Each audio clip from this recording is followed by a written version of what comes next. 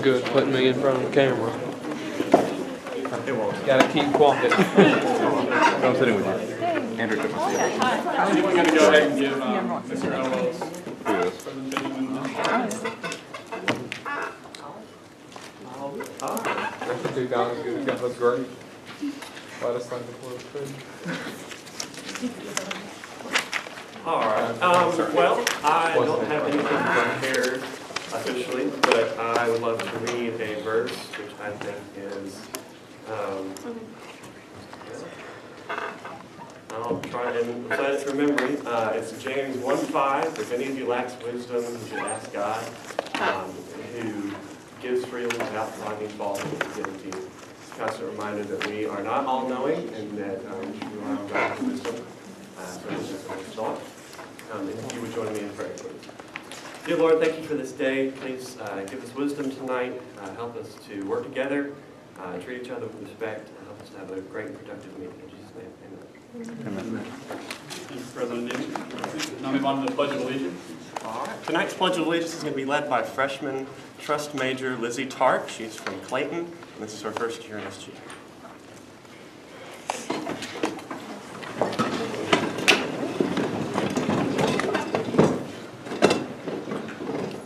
Allegiance to the flag of the United States of America and to the republic for which it stands, one nation, under God, indivisible, with liberty and justice for all. We will now move on to meeting resignations.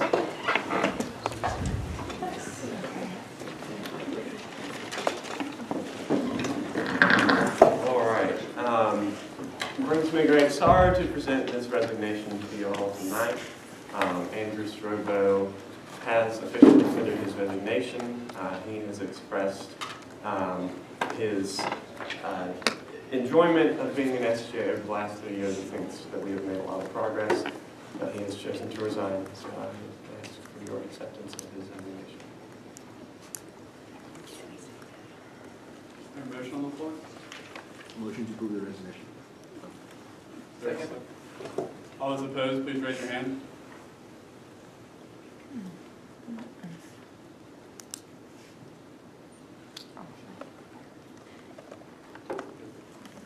All those in favor, please raise your hand. Motion passes. Are there any other resignations?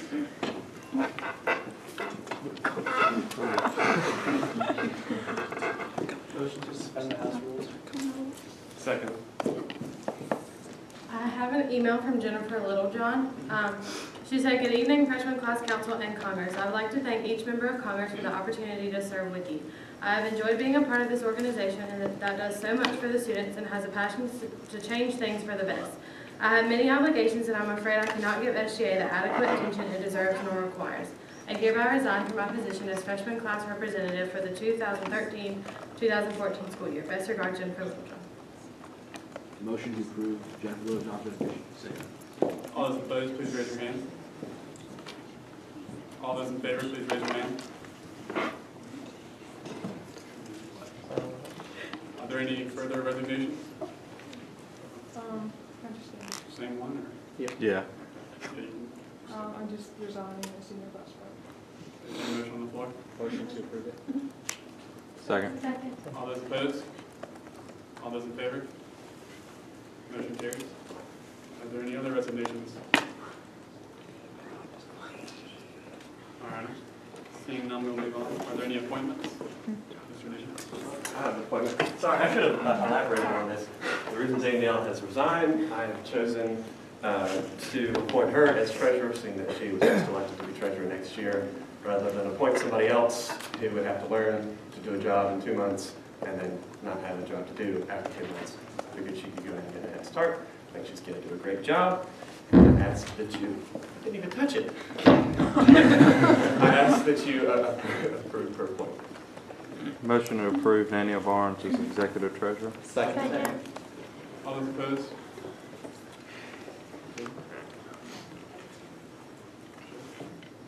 All those in favor, please raise your hand.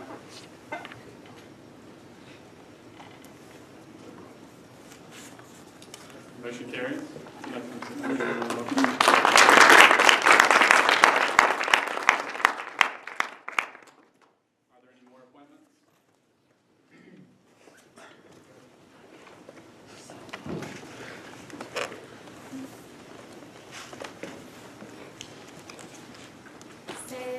reviewing interviews and taking applications, we found 2 representatives that the sophomore class feels are adequate, and they are Kaylee Lacerda and Ray Olivia. And so we hope that you approve our appointments.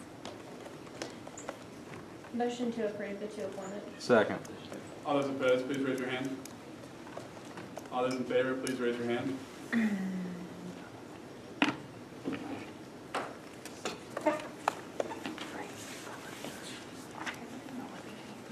Can you repeat it?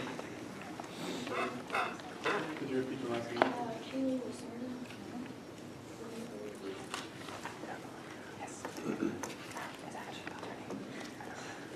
All right, are there any further appointments at this time?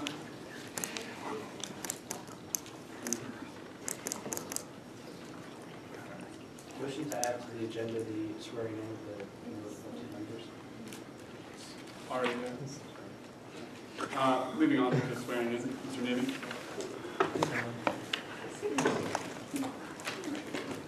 All right, if you could stand and raise your right hand, please. Sorry. And repeat after me. I state your name. I, Ray Oliva, Having been chosen by my fellow students to hold this office, have been chosen by my fellow students to hold this office. do hereby affirm my intention to work for the best interest of the students at Campbell University. For the best interest of the students of Campbell University.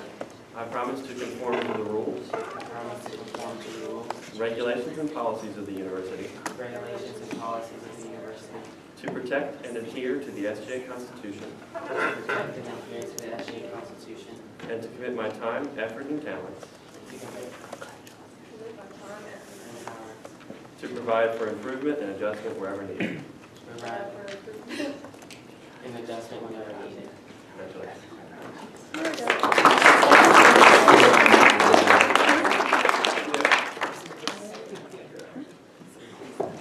We will now move into any special speakers. There is none this time. Now move into roll call. Senior class. 5 Yeah. of, oh, 5 of 7, missing Audrey Zopp and Libra. Junior class. 6 of 8, missing Bert and Donnie. Sophomore class. 8 of 9 missing Mercedes. freshman class. 7 out of 8, I guess. Missing Brittany Wilson.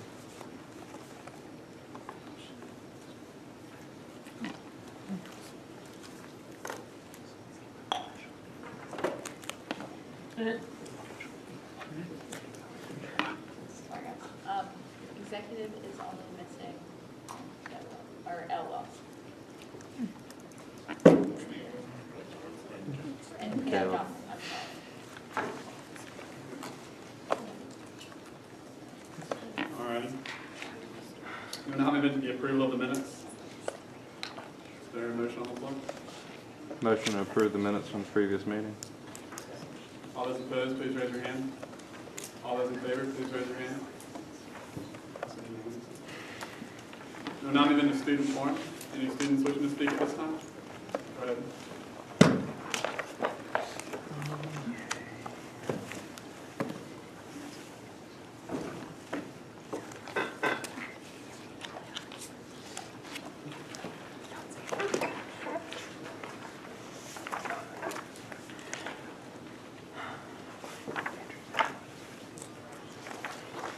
Good evening. My name is Claire Scott, and I am the president of Common Ground, the GSA Patriot Alliance on campus. Earlier in this academic year, I came to you as a student and asked for the discrimination policy, which does not include language to include the LGBT, lesbian, gay, bisexual, transgender community. I officially say to you as the president of Common Ground that we will back any discrimination policy change that includes any language involving the lesbian, gay, bisexual, transgender community. We ask that this be considered soon as the need is great. Are there any questions?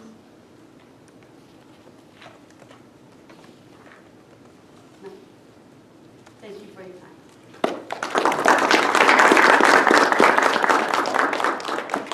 Are there any other students wishing to speak at this time?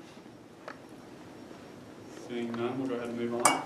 Motion to move into an immediate vote on the removal of junior class representative Brian Shad as the chairman of Rules Committee. I'd like to invoke Article 5, Section 2, subsection C, line 8, which states which positions are appointed by the executive president and which also allows for their removal subject to 2/3 approval from Congress. At this time, we're going to go ahead and move into a closed-door session. Any students are going to have to leave, unfortunately. If you'd like to wait, we'll go ahead and let you in as soon as we handle this matter.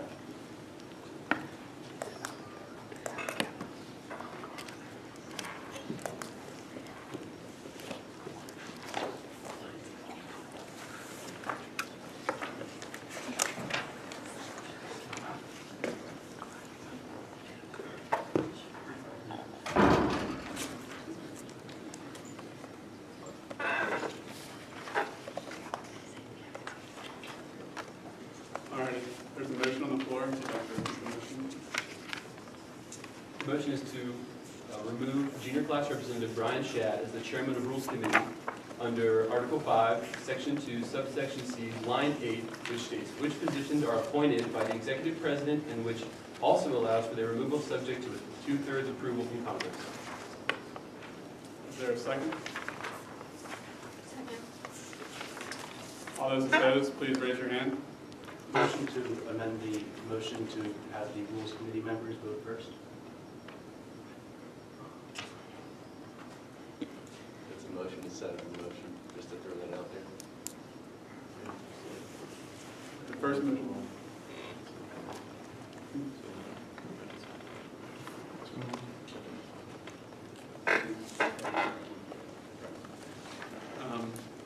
I'll also entertain a motion to move into a ballot vote as well. If someone would like to do that. Have to make a motion Motion first. to enter a ballot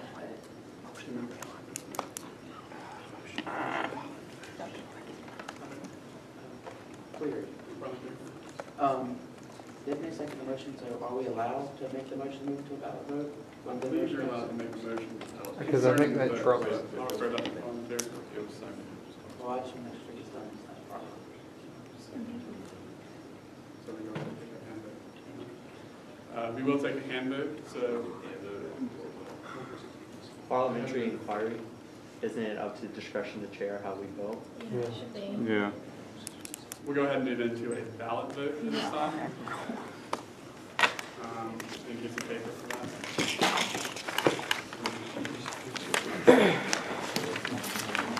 Does anyone need any paper?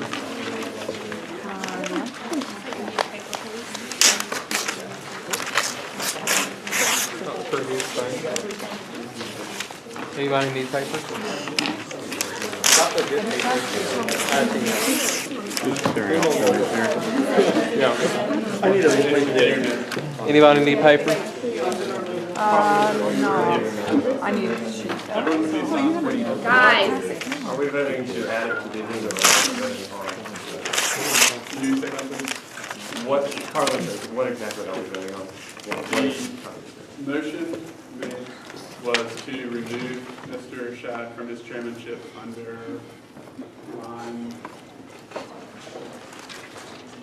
Article 5, Section 2, subsection C, line 8. So a yea would be to remove Mr. Shad from office, a nay would be not to invoke. Point of parliamentary inquiry, you also can vote abstention and your vote will not be counted as part of, in calculation of the 2/3, correct? Correct.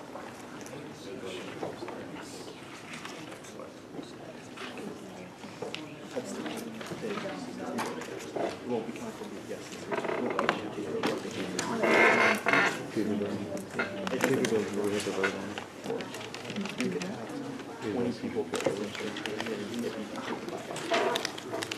abstention means that means it's going to be removed from the situation. Because you don't vote.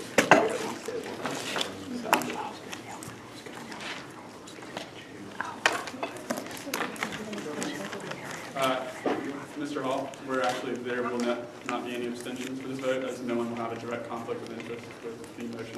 But Parliamentary inquiry, Robert's rules allows abstentions will not force an vote. It's not a matter of conflict. it's personal, like whether or not you feel you can absolutely agree with one all the way is what the purpose of abstention is, not simply conflict of interest. Point of order. This time, is there another parliamentary inquiry? Yeah, mine's also relating to extensions, considering I wasn't at the last meeting. I was unable to attend. Abstentions will be allowed, correct? Parliamentary inquiry. Yeah, abstentions will be allowed. That's correct. All right. Does everyone have a piece of paper and a writing utensil?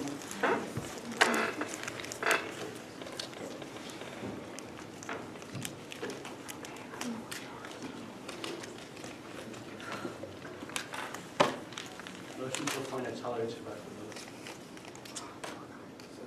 Second. All those opposed, please raise your Hold hand. on, what was the Wait, vote can for? everyone just please talk louder? I'd really appreciate it, because I can't hear what's going on. If I can't hear what's going on, can't type the minutes, then I get in trouble. So please speak louder. Motion to appoint a teller to vote the votes. Okay, thank you. Second. All those opposed, please raise your hand. Just need someone to gather. All those in favor, please raise your hand. All right, we'll move to Mr. Jones, if you find being called the vote. Here you go. It's all the freshmen. If you have your vote, please raise it in the air.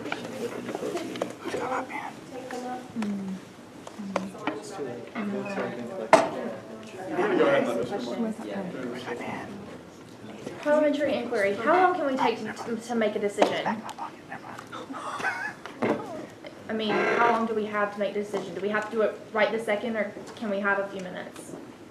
I know we can't call recess because we're already in a closed session and already voting, but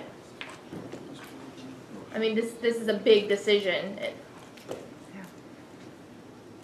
to vote someone out of office. So my question is, can all of us take just a few minutes just to think it over? If I could have 1 minute to confer with the parliamentary.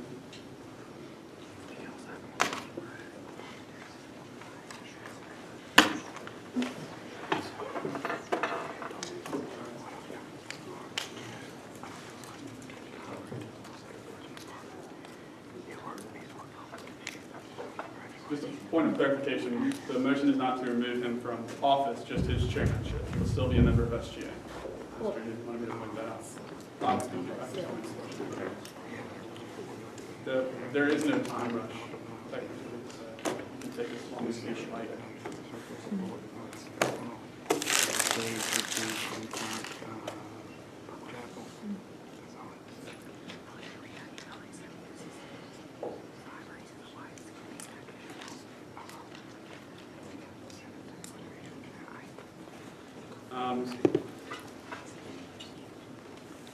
If the majority of Congress would like more time to think about this decision, then I would entertain a motion being rescinded and a motion being made to move into recess. But if that's not the wish of the Congress, then you have as much time as you want to figure it out. Parliamentary inquiry has a majority of ballots already been collected, so therefore that would be a moot point.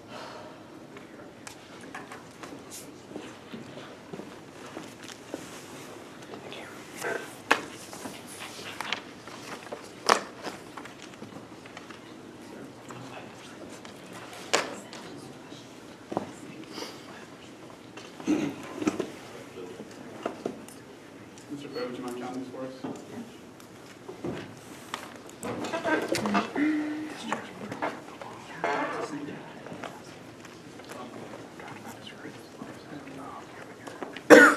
Motion to have the ballots read out loud is still counting.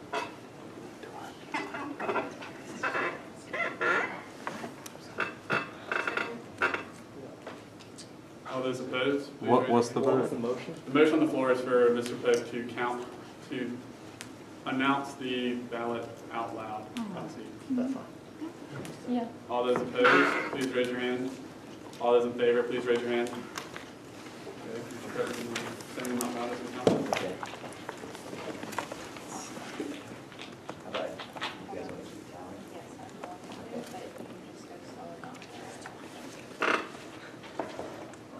One, nay. Some more going up here.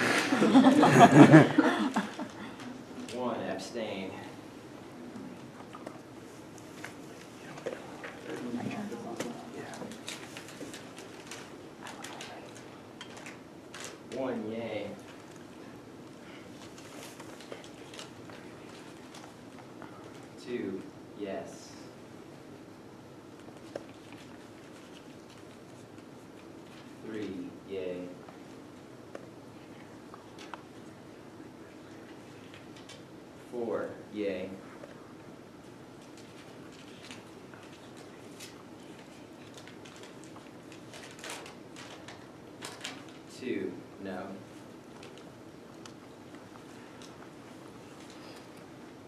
3, no.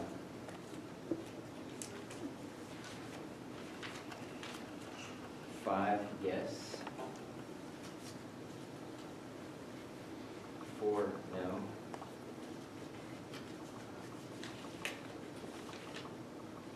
6, yes.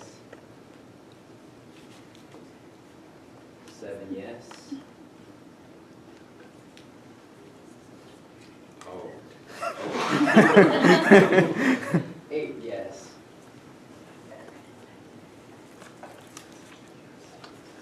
Seriously, guys, you picked like the smallest pieces. How many no's do we have? 3, or 4, we have 4. 4. Okay, 5 no. Sorry, it's on the next page. Second abstention.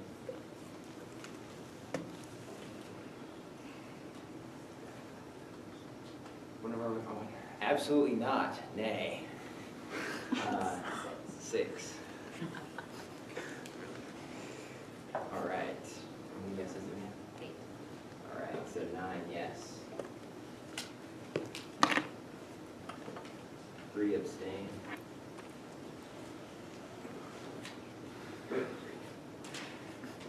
This one doesn't have anything on it. So Abstain. count that as 4 abstain.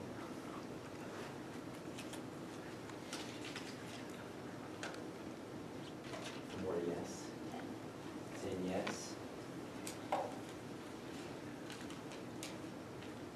no. 7 no.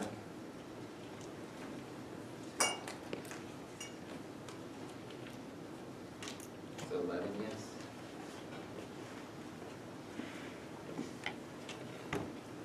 12 yes.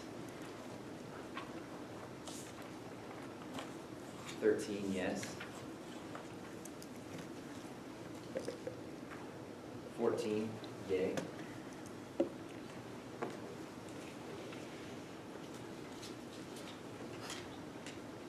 15 yes.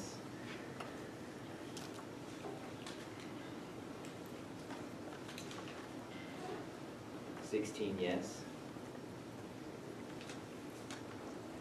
17 yes. And the last ballot. Yes. 19 yes. Or, no, this would be 18. 18. Okay, so 18 yes. Would you mind telling me the total number of votes cast? Yes votes is 18, no is 7, and abstaining is 4. 18 plus 7 plus 4. And how many members of Congress voted in favor?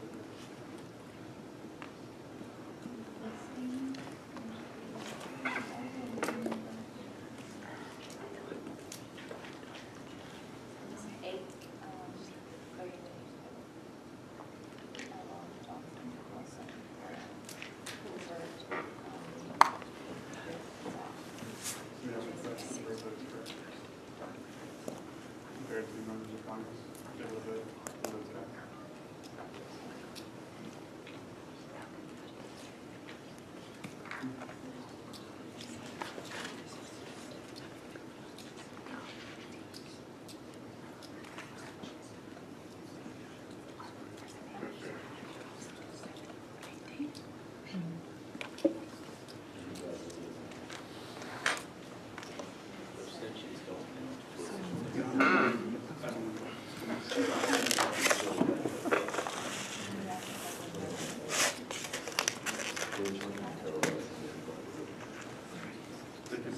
So, no, everyone voted.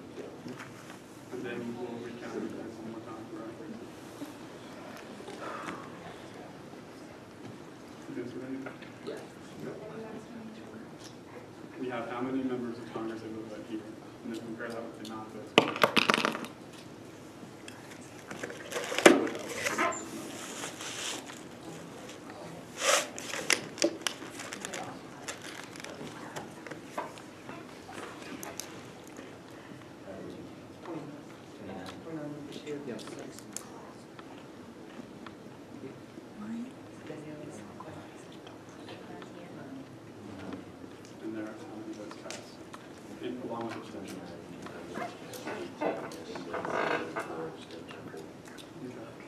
Now, anyone can question the decision of the chair if you don't agree, but at this time, I'm going to ask Mr. Pope to go ahead and recount each of the ballots for accuracy.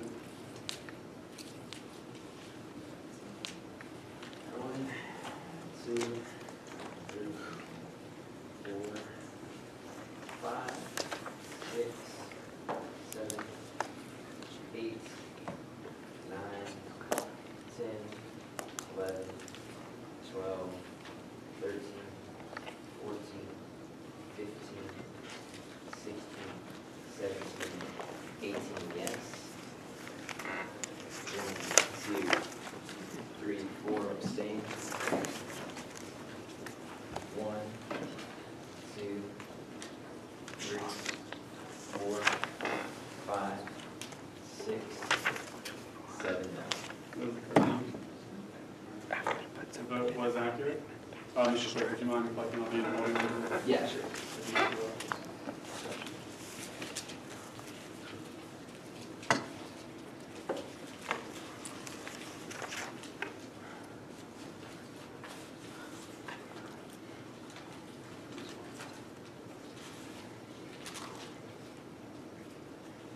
Yeah, go ahead and vote.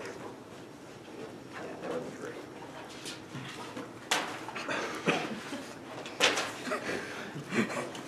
You have to.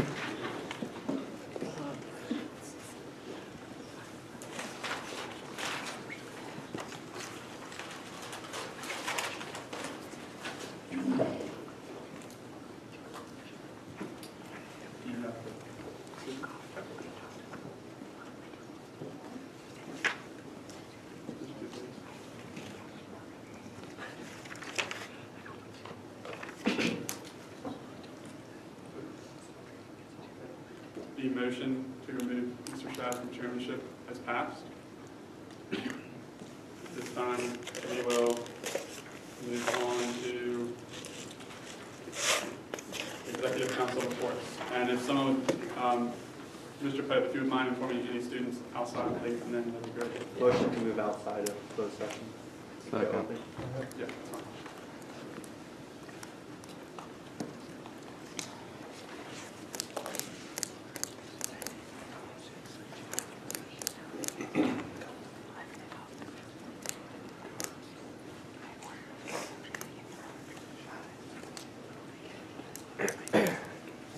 Sorry for the delay, everyone. We will now move into executive council reports. President Navy.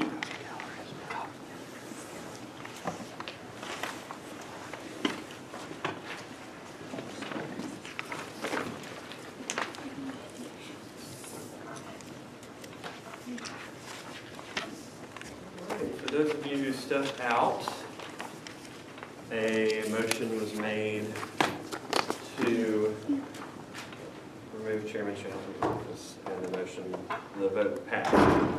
So that's what I'm going to talk about first. Point of clarification, he's not removed from office. Mr. Shad is removed from his chairmanship. He's still a member of SGA and a representative. I have to say I'm a little disappointed. One, there was no discussion, not even to me beforehand. I feel very offended that no one came to me with this at all. Saying that I appointed him, I still have full confidence in him. So I'm not a little disappointed, very extremely disappointed with everything that just happened. In my opinion, y'all just mutinized against someone in Congress who was doing their job to a T. You may not have agreed with him, but he had everything backed up by the Constitution. And you may say, well, gosh, that's all he talks about. Well, that's his job. He's the Rules Committee chair. His job is to be all concerned about the Constitution.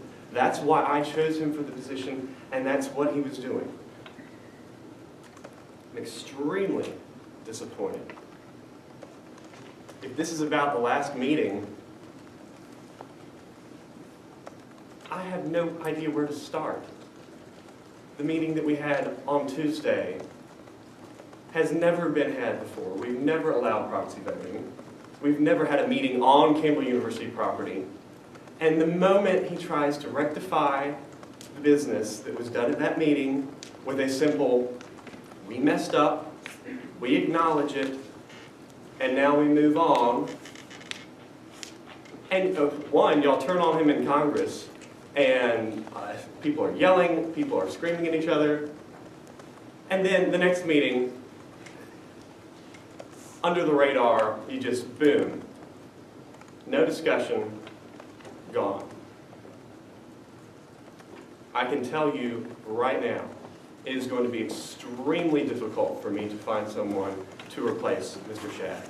Extremely impossible.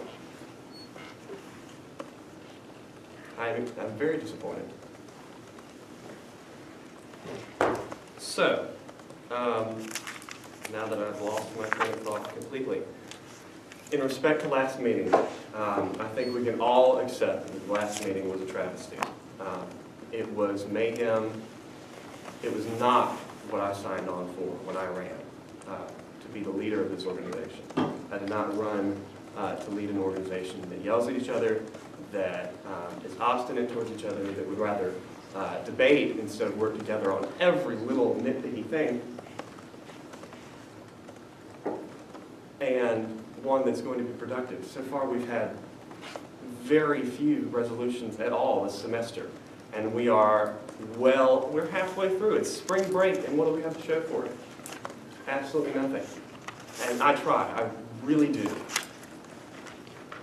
So, and I would love, I'm coming off a lot madder than I am. I want to help Congress work together. I don't know what the solution is. Y'all all signed on to this. Y'all all know the responsibility that's with the position. All I ask is that y'all step up and take responsibility and make an effort to benefit the student body. We've got to do something, because right now we're just arguing with each other. And I don't know the solution to that. We have things coming up on the docket that hopefully will help us address some of the issues that students are facing. But I can't do it alone. I need your help. I need each and every one of y'all in Congress to stand up and stand with me for the students. We've still got a month and a half left. There's still a lot of work that can be done. So that's my humble request, is to stand with me. Put trivial differences aside. Know when to say you're right, I'm wrong, and then know when to stand on principle. There's a difference between preferences and principles. And from my observation, no offense, a lot of y'all have problems with giving way to preference and calling it principle. Know when to say, all right. So that's my report. Thank you, Ms. Laird, for your extremely hard work with elections. They were pulled off without a hitch, and to my knowledge, no appeals or protests. Scandal-free, except tonight, scandal, not So, thank you, Ms. Laird. Congratulations to the newly elected members. I'm extremely excited to see what y'all are going to do next year. I'm extremely excited to watch it from afar and not be involved in the leadership extent. But I look forward to working with them on anything that they want. So that's my report. And thank you for approving Ms. Barnes to be our treasurer. I think she's going to do an excellent job.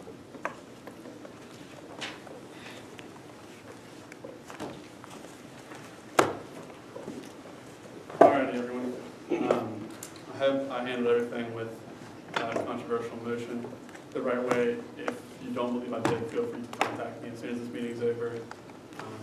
If you have any suggestions on how it should be handled, if it ever happens again, then please let me know that so I can compile that and hand it on to next year's vice president. I'd like to point out a few things, kind of mimicking what our president said. My dad is one of the people I respect more than anything in this world, as well as my grandpa. When I was a kid, they always told me that being a leader involves skill, but more so it involves integrity and honesty. So if we sit back and be honest with one another, you guys haven't failed, we've all failed. It's our fault. It's just as much everyone sitting in each seat, as well as everyone sitting on this front row, as well as myself. We've all failed you. We're an organization. It means we have our culture. You know what I'm talking about if you're in a business class. And our culture has been, we've been working towards our oath to work in the best interest of the students. And that's an ambiguous, what is working in the best interest of the students? To be standing up for the Constitution, or breaking whatever you believe. Having ambiguous goals has left us not being able to accomplish much.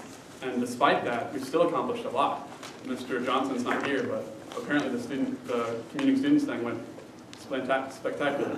And Mr. Jones, working with his committee and advancement, has put together a survey, so from now on we don't have to say the students want this, we can show what they want because they've taken a survey about it. I take responsibility for a lot of unprofessional behavior. I set a bad example. I'm a sarcastic person, and I bring that in here, and that's not good. I'm going to work on that. I'm sorry about that.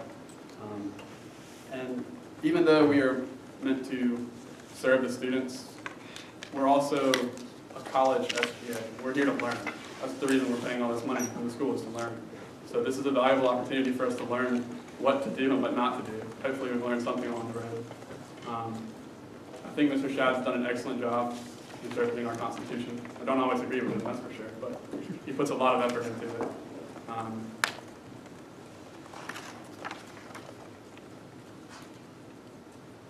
I feel like we need goals, or we're going to go nowhere, we're just spinning our tires. So I've come up with a few, and I really want everyone to back me up on this because we don't have a lot of accountability in our SGA. Like, it's not like real Congress where people have special interest groups trying to get you out of office if you're not doing what's right or what your constituency wants. So we're only responsible to ourselves, really. So some of the bullet points I've come up with, we all heard Ms. Scott's coming down here and talking, which was a unique coincidence because one of these bullet points is, I'd like to have a think tank with anyone who's interested and sit down and review the student conduct handbook and look at policies that may not work for Campbell anymore, or policies that need to be added. We don't have anything in the book about internet bullying, which has become a big thing if you watch the news. And we don't have any language about LGBT rights. And I think that's important. So if anyone's interested in getting together, and it's not a committee, it's nothing formal, you don't have to come. I'm asking you to come. It's a think tank. We're going to sit down, go through the conduct book, and figure out what we can do as representatives on our own level, trying to fix that. Another thing is campus handicap accessibility. There's, Mr. Nibby pointed out, there's not a lot of buttons that you push on the door for the door to open at Lundy. I'm sure if it's that way at Lundy, which is a newer building, it might be worse at other buildings. So I'd like to look into that as well. If you're interested in that, please, along with the other thing, contact me about that. Mr. Newby and I sat down and we came up with the idea of a campus summit, which to my knowledge hasn't happened before. And he's working really hard to get that done, so I hope you all vote for that resolution tonight. And you show interest in helping with this event. Another thing is our Constitution was written by students, which implies that they have a lot to learn. We've amended it over and over again. We spent more time amending our Constitution than actually writing resolutions that help the students. So I think that's indicative that our Constitution is very flawed. And Mr. Shad has done a good job at trying to fix that. So I hope we can all get together and try and amend it as much as possible before the next election so we can get things in there like proxy voting. I think it is useful, as well as more specific procedures for handling things like what just happened. I think if it's too ambiguous a document, it's easy not to follow it. It's easy to not really pay any attention. So if we all get together and sit down in an informal setting and go, hey, I think this is a good idea, this isn't, and work with Mr. Shad on that, because even though he's not the chair anymore, he has a lot of expertise more than anyone else I know. So I hope you'll be involved in that. And another thing, two things that I wrote on here, they weren't printed out. An alternative meal plan. I came up with this idea and I think it's awesome. Tonight I went to Marchbanks and they had steak and like awesome rolls and cobblers and stuff, and it was really good. Like excellent. Like Marchbanks was excellent. And that shows that they do have the capabilities of providing us good food, they just choose not to on a regular basis. So I think it'd be interesting to infuse campus with a little capitalism and have an all Creek Bucks meal plan. So you could use it at, Zaxby's, where else do you consider? Subway, places like that, so it would be incentivized. Come again? McDonald's, Dollar Menu, Creek Coffee, all these places could incentivize, if we had an all Creek Buck meal plan. I'm not saying get rid of the old one, but if you have an option for just Creek Bucks, you can spend it anywhere. Maybe they'll provide steak and cobbler every night, hopefully. And if anyone's been trying to use your Camel Bucks or your Creek Bucks, it's not working. I went to Chick-fil-A to eat dinner, and they were like, sorry, we only take cash. So I was like, really? Is that why you converted all my money into Camel Bucks that I can't use when your server's down? So if anyone's interested in figuring out what the problem is with that, it may be temporary, but I'm sure students would like to know what's going on with that, so we can figure that out and then disseminate that information pretty quickly. That'd be beneficial. And then I think it might be more beneficial to have office hours. Mr. Hall said from 9 to 9. Campus opens at 9 and a lot of classes end at 9.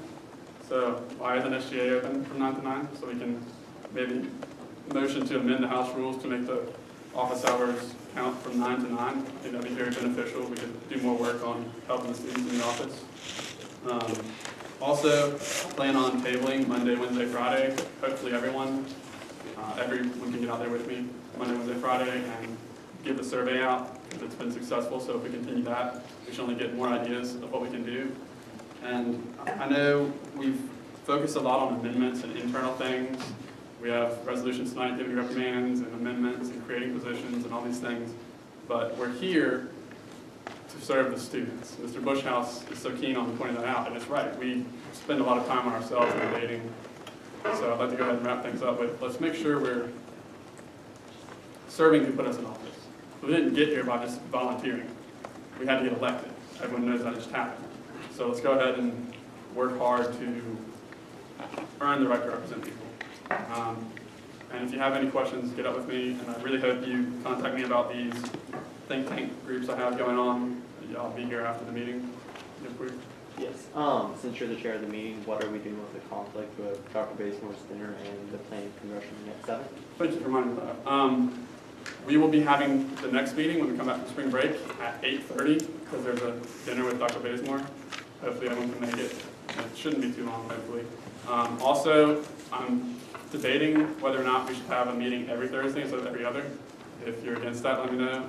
If you're for it, let me know. Because I think we haven't spent that much money. We have a lot of money to spend. We haven't done that much for the students. So if we have every Thursday, maybe we'll get more done. So if you're against that, email me. If you're for it, email me. Any other queries?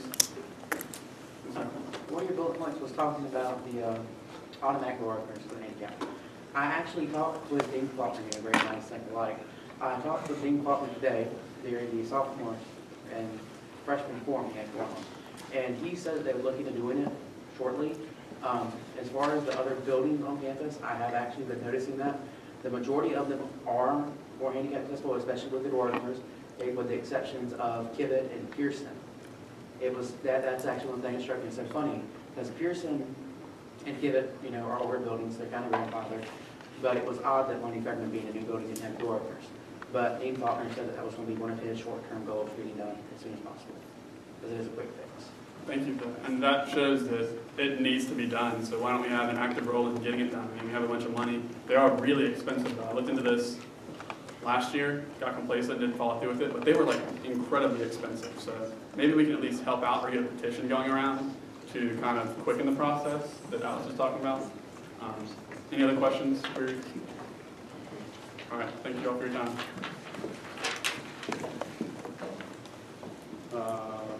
Ms. Forrest? Okay, guys.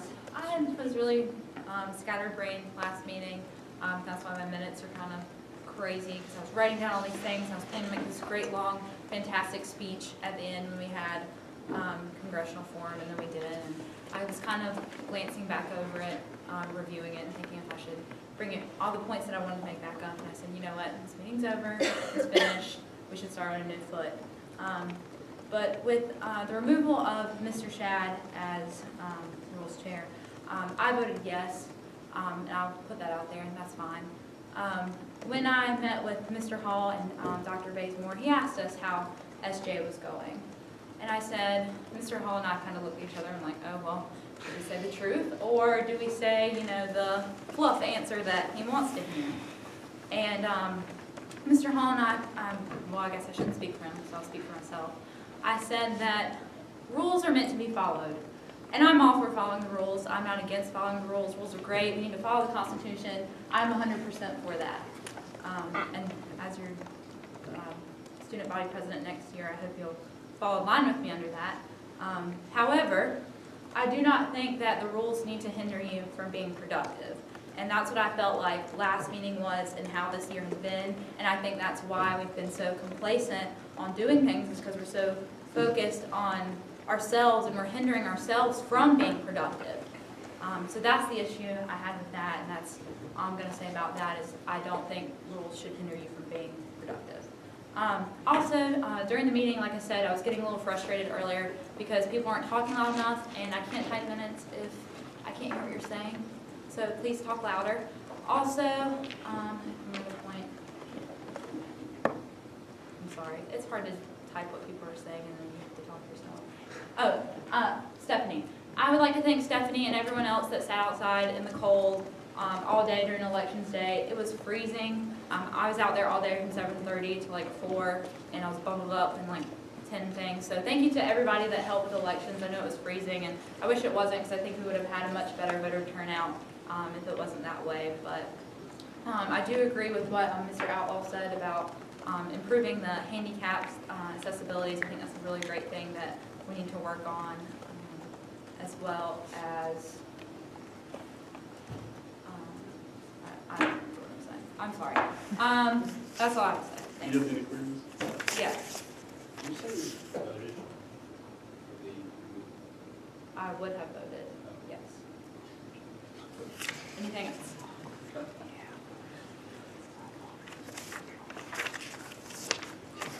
All right. Meeting students, is anyone delivering the report for Mr. Johnson? All right, we'll move on. Congressional committee reports. Academics, Mr. Hudson.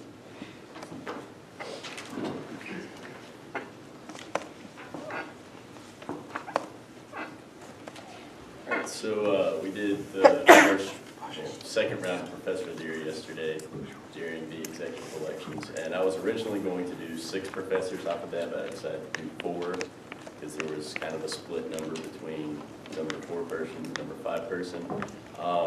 The next round will be during the class officer elections. The 4 professors are Dr. Steckbeck, Dr. Martin, Dr. Ward, and Dr. Kiesling. I believe Steckbeck finished with 57 votes, and the closest to him was 35. But that'll be in 3 weeks. Yeah, and thank you to everybody who voted for me, except for the 2 that voted for themselves and Batman. That was...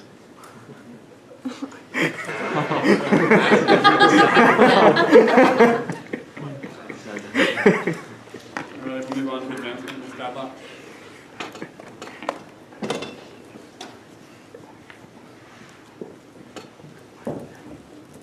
I'm not going to get up here and lecture. I'm going to get up here and say good things and happy things. And I know everyone is kind of down in the dumps right now. I'm not happy either. I'm really not. I was a nay vote. Go throw that out there too. You know, I'm not trying to hinder anyone from their decision. Your decision is your decision. That's fine. But I wish people had thought about it a little bit longer.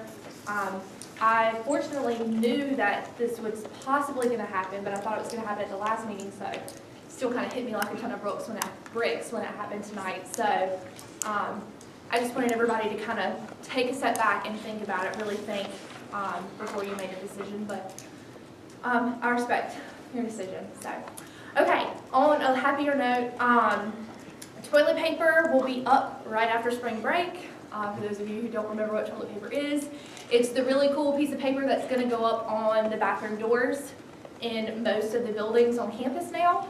And we'll have club events, we'll have CAB events, we'll have SGA events, all of that will be up there. Every week we'll have a new one about what's going on that week. And so that's exciting. We're starting a campaign as soon as we get back from spring break. Actually, we'll be working on it some during spring break. A campaign for getting students to meetings. I guess we can formally call it Operation Get Students Here. And we want to do the popcorn machine. We didn't do it tonight because midterms, people missing. We just didn't feel like it would be a good night for popcorn. Sorry, those of you who are here. We will have popcorn in the future, and hopefully we'll start having door prizes very soon as well, which is going to be exciting. I'm working with my Student Affairs Committee, who are lovely people, to get t-shirts and stuff together for that. So, yeah.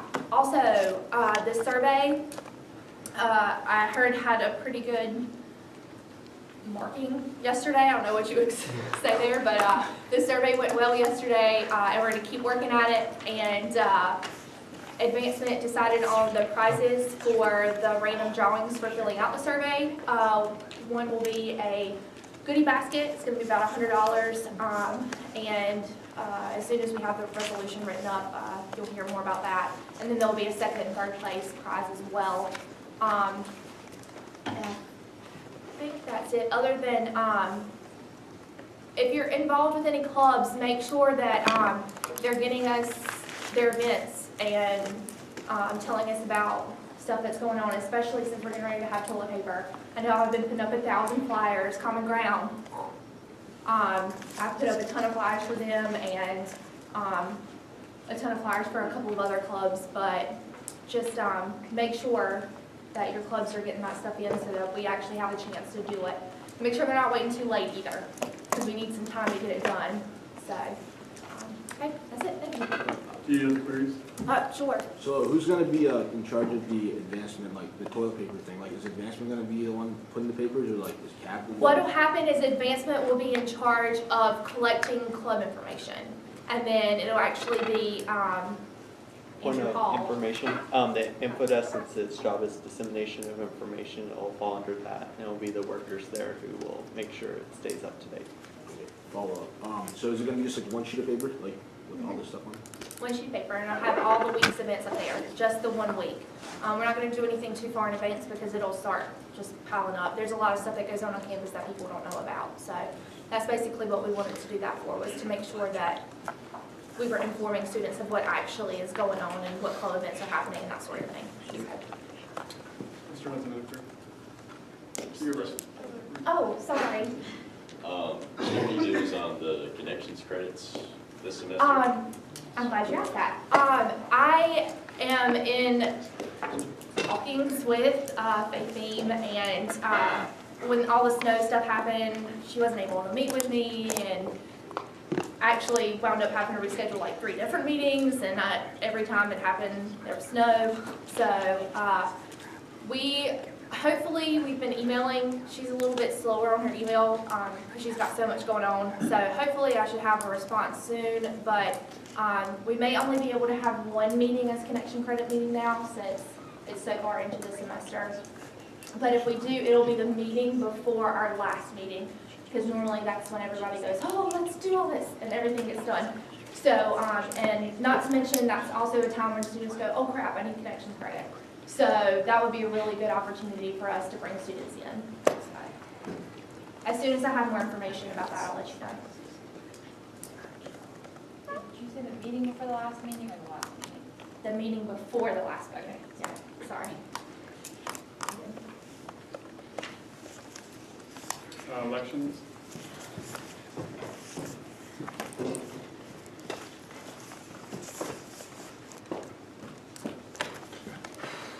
Hey guys, I just wanted to thank everyone for helping out yesterday. I really appreciate it. I wouldn't have been able to do it without all of that. And if you helped out yesterday for at least an hour, you'll be getting an office hour. So I already submitted your names, so you don't have to worry about cramming your office hour into tomorrow or signing in on the sheet. So that's that.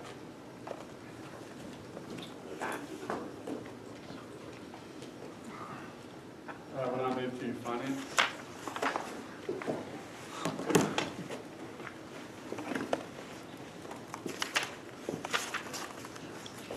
I just want to thank everybody for approving my appointment and for voting yesterday. I don't have a report this week, obviously, but Mr. Strabo did send me a copy of the budget with his notes, so I'll have one at the next meeting.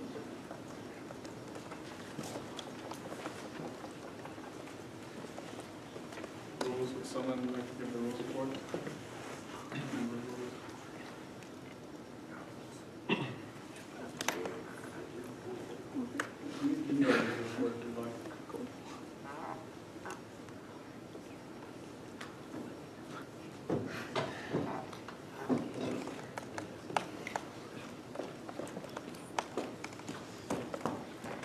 Alright, well, Rules has a hearing scheduled for the Monday after spring break, and it's discussing what was supposed to happen like way back at emergency meeting about the transfer of money without a resolution.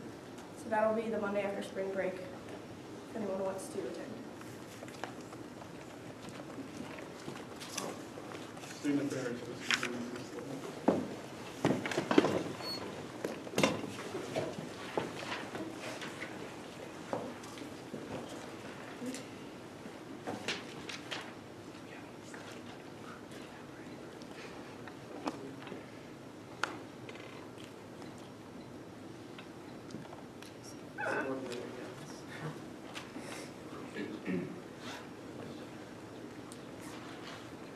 I have created a presentation to kind of summarize some of the results that we received from the survey.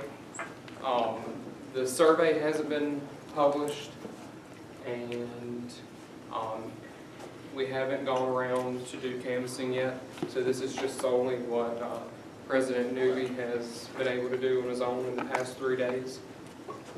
So I just wanted to go over a brief recap with you all. This is what you'll see on the opening page of the survey. Basically just explains the prize. That's not the updated thing because we just got in touch with advancement and we're going to do all that good stuff. Once the survey's responses are entered, they get entered into the spreadsheet automatically, and then they will be compiled into graphs that you'll see in a few minutes. So basically in the past 3 days we've had 21 responses, and this is just from President Newby going out into the quad, I assume, and just asking students to take the surveys without any canvassing or anything else. So overall we're getting a pretty good representation throughout campus. You can see that there have been 5, this is low for right now, but there are 5 off-campus members and the rest have been on campus out of the 21 responses. We do have a lot of familiarity so far with SGA, so that's good. They know where we're located, and most of them know who we are. So a few more statistics just to share with everyone. Social media is not so big right now, so I We're working on it. encourage advancement to increase the campaign on that, so we can boost that up. As far as SGA satisfaction, most are satisfied with us receiving an overall grade of a B, which is pretty good. Internet obviously is a big issue, so if you're interested in doing the task force, that would be great as well, because the majority of people cannot receive internet. Along with the yes and no questions, there are also short answer responses, so if you'd like to review those further to get more ideas, you're more than welcome to do that. Same thing with how we can better conserve the constituents. I've broken them down into a few things that would be good if you all would like to work on that, such as more club funding, flagpole, student parking, more meets and greets, more events. So just keep those in mind as you are writing your resolution, talking with your committees, and all that good stuff. Which Representative Gandhi isn't here tonight, but we are getting some feedback on dining services that we could improve on. As as well as more suggestions that need to be analyzed and looked at. A lot deal with sanitation, food quality, and the quickness of receiving your food. Some suggestions for the library committee that we've received down here in huge letters, the more study rooms. That seems to be a popular consensus so far. Changing the operation hours, and the card swipe to get into 24-hour room does not work. So you have to call campus security to let you in every time. Recycling was another big thing on the survey. So another encouragement to join the recycling task force because it obviously is something that students are interested in. And the final thing would be smoking on campus, and this will lead us into a resolution that I have proposed tonight. A lot of, I say a lot, but out of the 21 responses, half of them do not enjoy smoking on campus, and with this, the ones that believe that it shouldn't be or should be, that you can pretty much conclude that it should be allowed in designated areas, not campus-wide. So that brings us to the resolution tonight, and I'll explain that further. But other than that, that is all I have.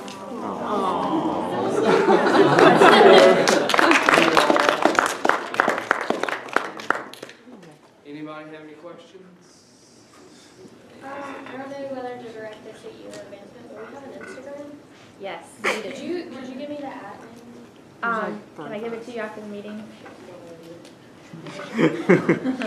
Any other? I just think, just like improve the survey. It was like really long. It took me like 20 minutes to fill it out. I think if you like shorten it a little, it'll make it quicker. People just stay, you know. Well, I think the problem with that is we tried to condense it as much as we could, but there's just such a large amount of information because we're going through so many different things that it's... Because we've got both of the task forces on there, the dining services stuff for library committee, as well as and as well as the safety for campus. So it's just a lot of stuff to put in there. We could like break it up into different sections. Okay. Just something. We'll definitely take that into consideration. Point of information. The library has iPads and things like that that you guys can check out. Vice President Outlaw has said and recommended that you go outside of the office for your office hour. So you want to go to the library, check out an iPad, walk around with the survey. Chris may even let you borrow the golf cart, especially on Orange Wednesdays. If students have time when you're passing out stuff. You might want to think about grabbing one of those iPads or your own iPad or whatever, taking it with you and getting students to fill out the survey. Just an idea. The goal is for after spring break to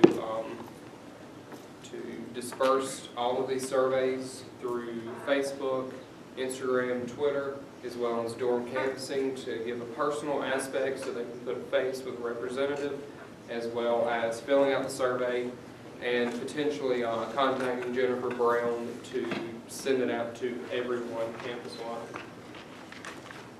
That was going to be our next question. Where is it available now? It's currently not available online. Okay. The only reason we have responses now is because Peter had emailed, or President Newby had emailed me to get that because he was going to go out and use it. I was waiting on advancement to finalize the prizes before I put it out and published it.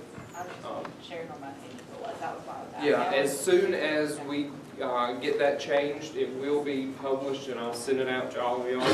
So you're more than welcome to And publish it, email it, get Point it of out interest, there. I'll have it real soon. I mean, as soon as he fixes it, he'll send it straight to me and I'm gonna throw it out there real quick.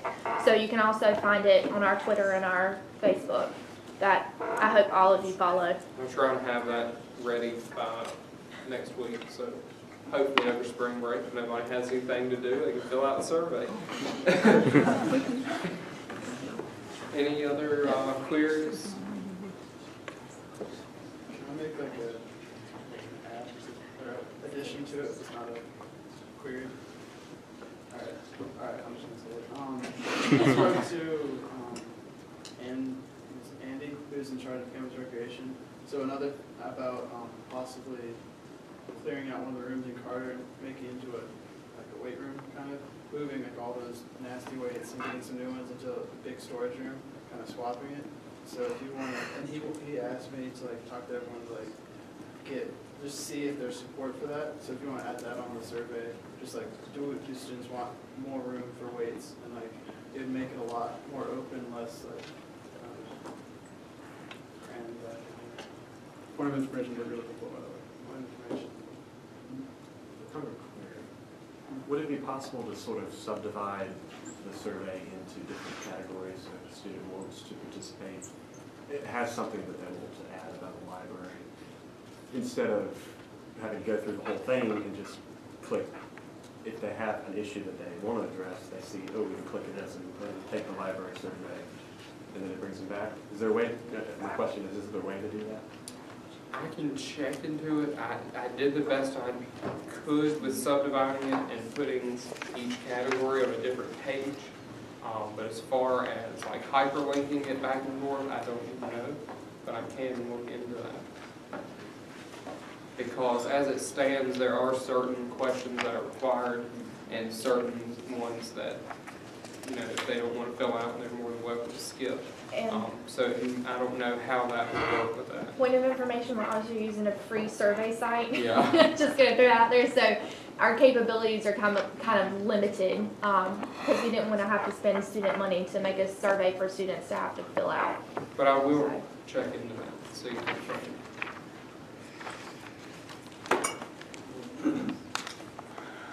Thank y'all.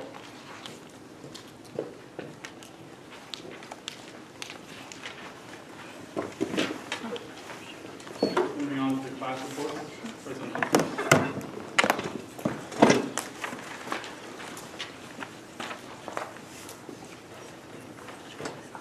Okay, so we've dropped from 8 members to 7. Sandy is now on exec. A couple things we're working on right now. I'm awaiting Dr. Bazemore's email about our senior class gift. The faculty staff email is on the fritz today, so nobody's been responding. You keep getting emails back from them saying it's going to try to redeliver by the end of the week, and that's all I've been getting. Right now, what we're looking at for the senior class gift, we've been talking about this since the retreat.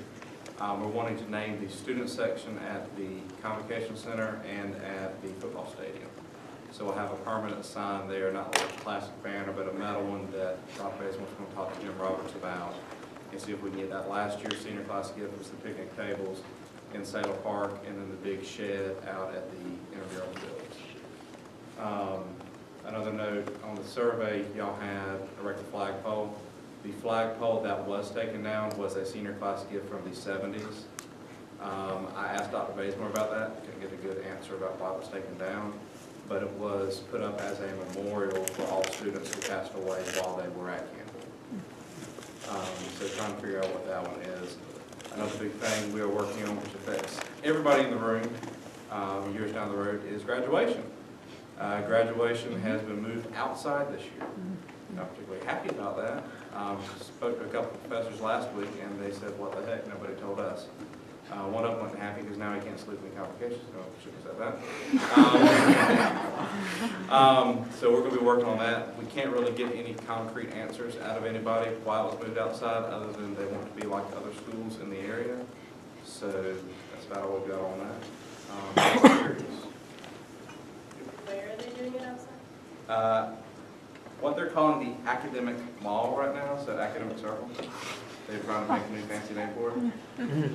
From what I've got, they're just going to put a stage in front of the chapel, and that's about all I figured out they can do. Anything else? Are you about that? President Burt, student report.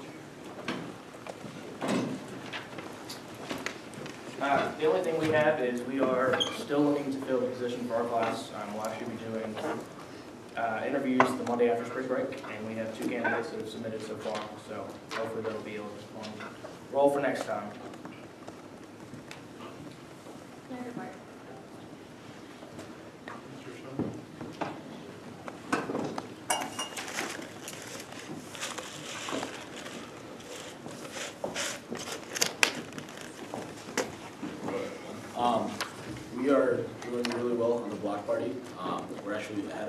comfortable, like looking at other, like past years, like we're pretty far ahead. So we, let's see, Representative Cox actually contacted the people that we're getting flippers from. We got our estimates and stuff. We have a good budget, and that's going pretty well. And then we're gonna try and find someone for Jennifer Littlejohn's position, just because we're not as many people as we can to help us with the block party. And then I'll give you guys more information as we get closer to the event, because we're probably gonna need a lot of volunteers. So if you guys could give us a hand, that'd be awesome. Yes. When do you expect presenting the resolution before Congress? The resolution for funding. Okay. Hopefully, if everything goes smooth, I'm going to work on it, or we're going to work on it over spring break, and then the meeting after spring break, or maybe the meeting after that. One of those 2 meetings. So I'm not going to promise anything, but I'm just going to see how it goes. Point of information I would recommend earlier, just so that way, like with inflatables and stuff like that, you'll actually have a set budget versus a floating budget. Information. I'm working on a budget and it'll be done by spring break. So it should be. Non-amendment business, resolution 5-14. Mr. Chairman.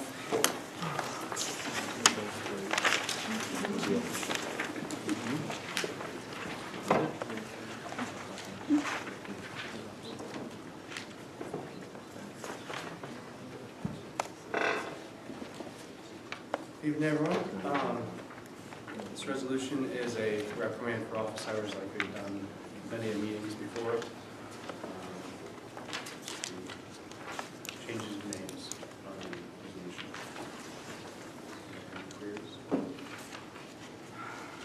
Would the author find it friendly to strike Executive Treasurer Strobo and Representative Littlejohn, seeing as they've resigned? Well, there's a, I actually looked this up earlier today, but there's no friendly amendments. It has to be voted on by 7. Oh, Okay. Make a motion to approve resolution 005-14. All those opposed, please raise your hand. All those in favor, please raise your hand.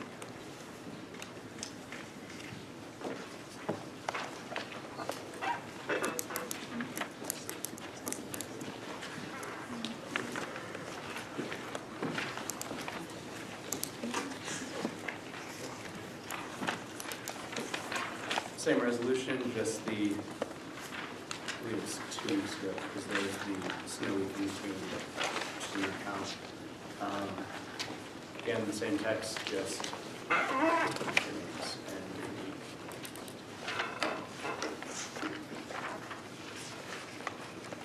Motion to approve resolution 006-14. Second. All those opposed, please raise your hand. All those in favor, please raise your hand.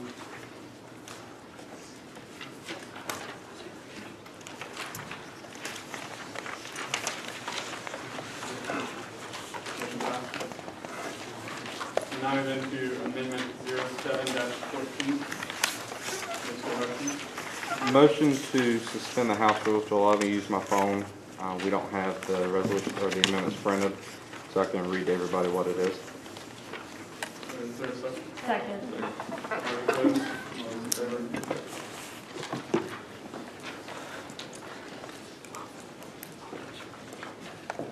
Sorry guys, it was printed off last week and I don't want y'all to not know what you're voting on. What this is, we've been talking about it for 2 months now due to snow, is creating a position on the executive cabinet for a 3-class coordinator. Currently, there are ones for men's, women's, and commuting, males living on campus, women living on campus, and the commuting students. What this will do will be to create a 4th coordinator position. As it would read, it would be exactly how coordinator positions are set now, basically just cut and paste and change the names from men's to Greek community coordinator position. What it would be, the Greek community coordinator shall be elected for the constituency of SGA. The office of Greek community coordinator shall be a 12-month position starting at the end of the spring semester in which they were elected. Not adhering to any of the requirements or duties listed in the section of the Constitution shall be considered dereliction of duty and will result in punitive action and may result in impeachment. Requirements are to have and maintain a minimum GPA of 2.5 on the 4.0 scale, be a constituent of SGA, be a Greek student who is a member of a chartered or colonized fraternity or sorority. Duties will be to best represent the interests of undergraduate fraternity and sororities, hold regular meetings with representatives of the Greek office, serve as an ex officio member of the Student Affairs Committee, which will be a non-voting member, similar to how the Community Students Coordinator is now, and serve as a voting member of the Executive Council and of Congress, similar to how the coordinator positions are now. This would also make men's, women's, and commuting non-Greek positions, as it is now, since this is being in effect after the exec election. The newly elected people would be grandfathered in under the first article of the SGA Constitution, which guarantees people against ex post facto rules, regulations, and policies. So they will be grandfathered in. I'm also open to an amendment to further clarify this, to grandfather the next year's duly elected officers into the positions that they're in.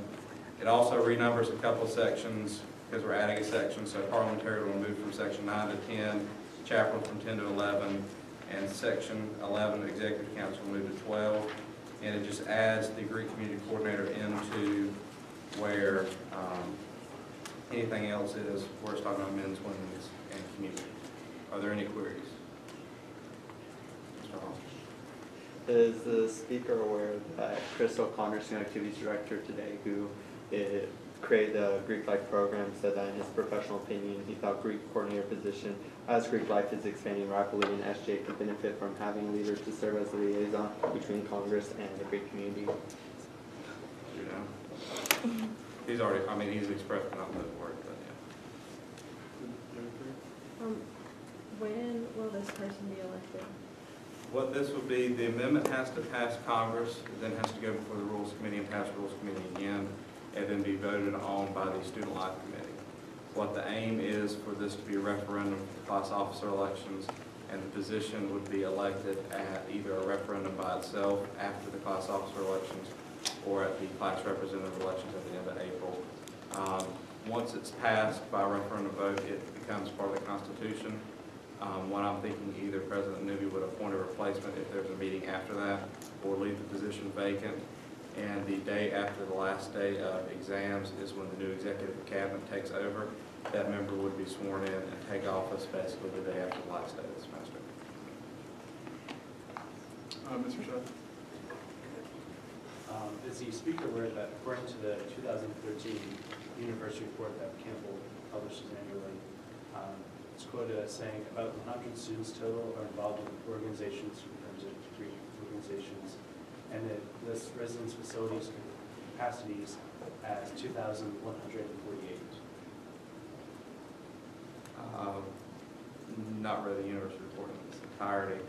I will say that 100 number is not accurate. I know there are currently at least 60 members or more of Kappa Sig, roughly 30-ish of Phi Del, and probably 30 or 40 of SAO, as well as a new sorority coming on and a new fraternity in the coming weeks. Point of information, Phi Delta Theta was not on campus as of the end of 2013, as well as the upcoming sorority.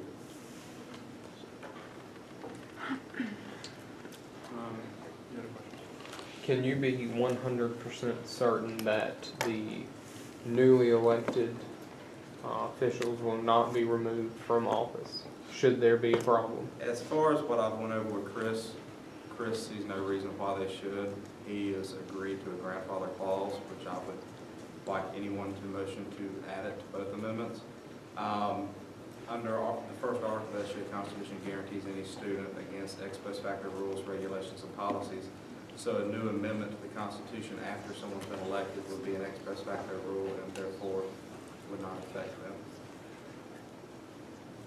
Caldwell? Yes. Would the speaker find it friendly to table this to the next meeting to draft an amendment to approve along with this to 100% guarantee that? Should there be any problem in Rules Committee? I'm open to amend. The student life meeting is scheduled for temporary, it's for Monday, so if this does get passed, they would talk about it Monday. And if not, then it wouldn't be able to be voted on in the class office elections. I'm open to amending it on the floor to anything now. For information, the new sorority Delta Phi Epsilon would like to add up to 60 members. This amendment has been presented to the Greek Life Task Force. Chris O'Connor has read it in its entirety.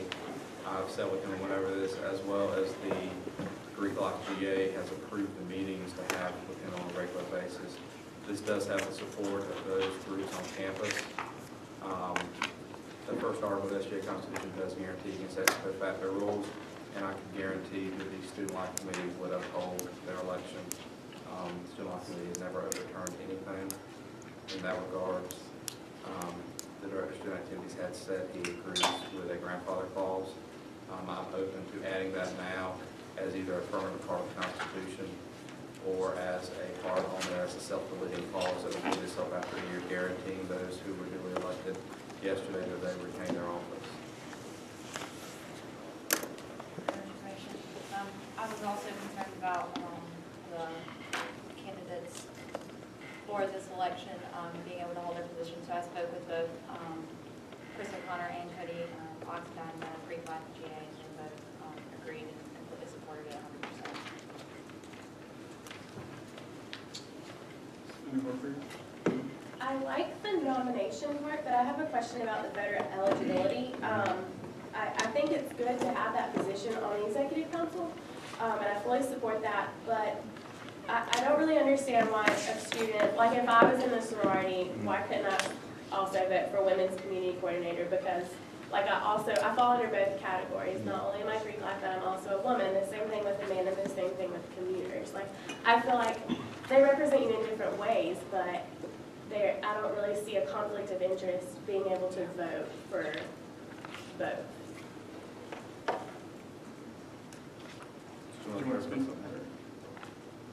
I didn't know she was going to clarify something.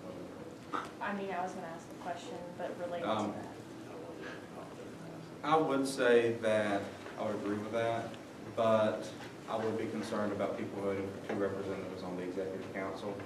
As it would be, I'm not looking at this for the next year, I'm looking for this 4, 5, 6 years down the road. There will be Greek housing beside Memorial Baptist, and it will be like the Greek village that you see at other universities. This is looking out into the future, not necessarily just 2 weeks down the road. I am open to an amendment that anybody would have, but as it is, the people who have looked at this before, Chris, the GA, and everything, have agreed with it 100%. So maybe this should be covered then and kind of do now for what's going on now and then amend it to fit the needs of that time when that time comes. So you would want an amendment to allow, say, a sorority member to vote for women's and Greek? Yeah. Or a commuter who is a fraternity member to vote for commuting and Greek? Okay. I would be open to that. Did anyone else have a query? Motion for a round of debate. We won't allow any of the amendments that have been discussed, the friendly amendments, to modify so that way we're debating the most current form of the amendment. There's not been a second, so if someone would like to make that motion.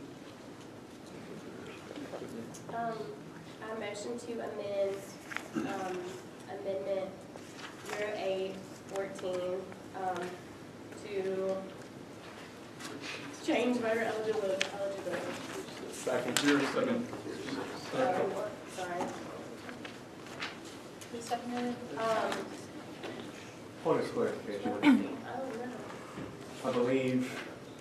Does anybody have a friend one? Yes, I have one. I can't read My point of clarification. I believe that to accomplish this, under Amendment 0714, we should strike the words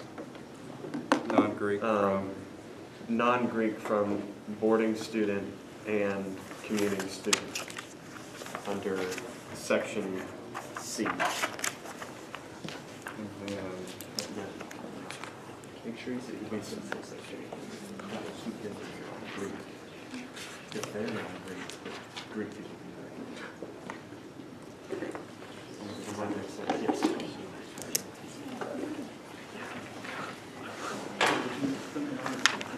That's what could we motion for maybe a 5-minute recess to get the amendment in order? The last motion did not have a second. The last motion was not second. Would you like to rescind your motions? No, he was clarification. Yeah. Before that, there was a motion to amend it, and you seconded it. Yes. So would you like to rescind your motion? Okay, is there another motion on the floor? Motion for a 5-minute recess. Is there a second? All those opposed, please raise your hand. All those in favor, please raise your hand. 9 minutes to 5-minute recess. I want to go ahead and take their seats, please.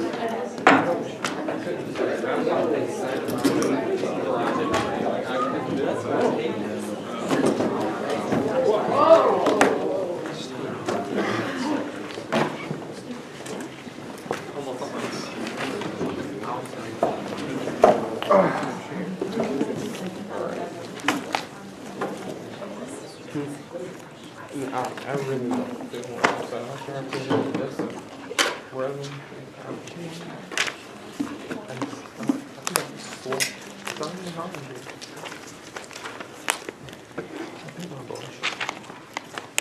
We have agreed to an amendment for section 6, subsection B, line 3, section 7, subsection B, line 3, section 8, subsection B, line 3, to state non-Greek clause shall not be in effect for members elected on the executive elections of February 26, 2014.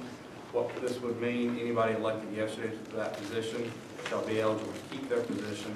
If they resign, anybody appointed to it will have to follow through with what the statement says. So after they leave, it will be a non-Greek position. Any queries? Will someone motion to approve? Motion to approve amendment 0. Motion to approve. Motion to amend, approve the amendments of 0714. Second. All those opposed, please raise your hand. All those in favor, please raise your hand.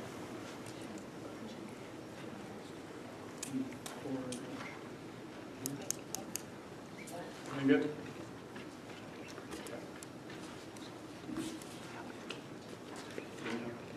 All right, one more time. The motion is to approve the amendments to the amendment. All those opposed, please raise your hand. All those in favor, please raise your hand. Abstaining? All right, motion passes. Is there another motion on the floor? I'd like to make a motion to approve amendment 0714 as amended. To, I okay. didn't even hear what he said. Did you repeat it? The motion. I object. Objection to the debate. This is already seconded. You can still object. I object. I'm gonna beat this dead horse like everything else.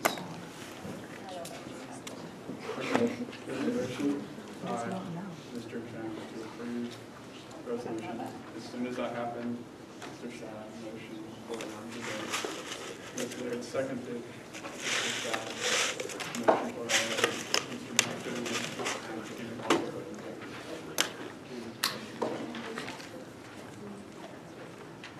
Yeah, make sure you guys are speaking louder and trying to see if she's understanding what you're saying. So.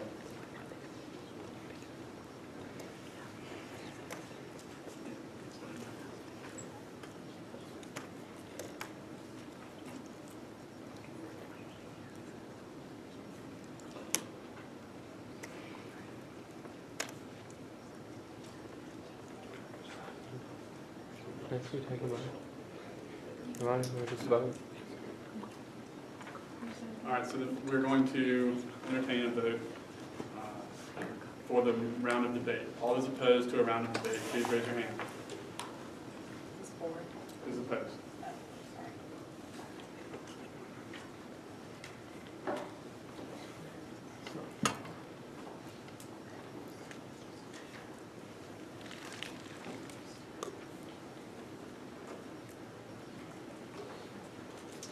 those in favor of a round of debate, please raise your hand.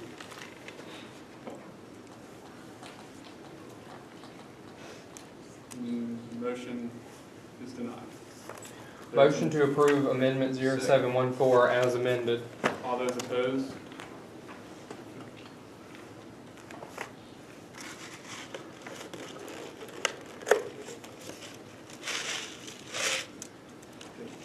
All those in favor, please raise your hand.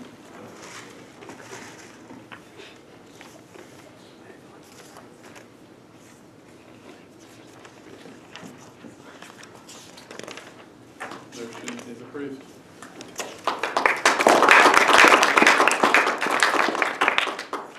Motion to reinstate the House rules as the resolution amendment. He's still looking. I saw your paper copy. Yeah, another one. Oh, I'm sorry. Amendment 08-14, Mr. Hudson. Okay, so this one follows along with the other one. The first one was an amendment to the Constitution. This one is an amendment to the election bylaws to state how to basically hold the election. What this does in it, under Title V nominations, it adds stating, well, it doesn't add any of this. It says the student meeting qualifications candidate for executive council may be nominated by any students with the exception of male boarding student, female boarding student, and non-residential candidates. It now says non-Greek for the three instead of regular. And then at the end it adds, and Greek fraternity and sorority students may be nominated candidates for Greek community coordinator.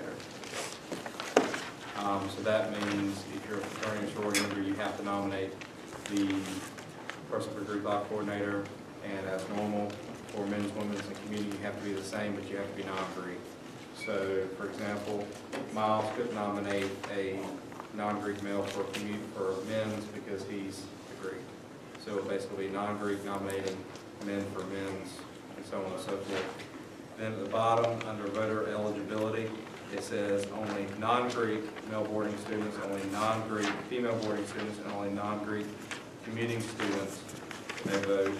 It adds the non-Greek, and then adds a fourth. Only Greek fraternity and sorority students may vote for the office of Greek community coordinator.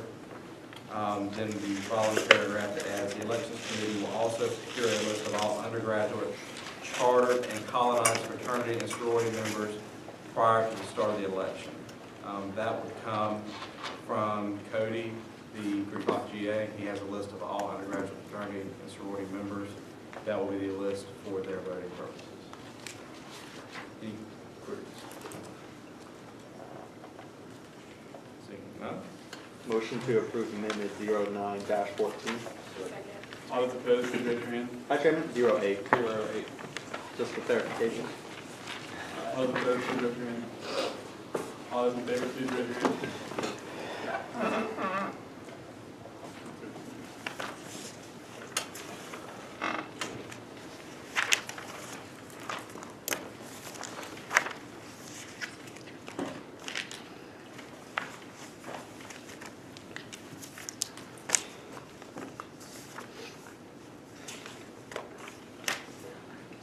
Motion to recall the no votes.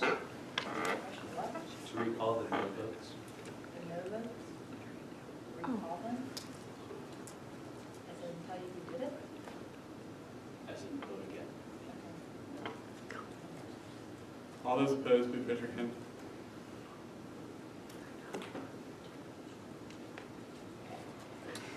All those in favor, still the same. Moving on. Motion carries.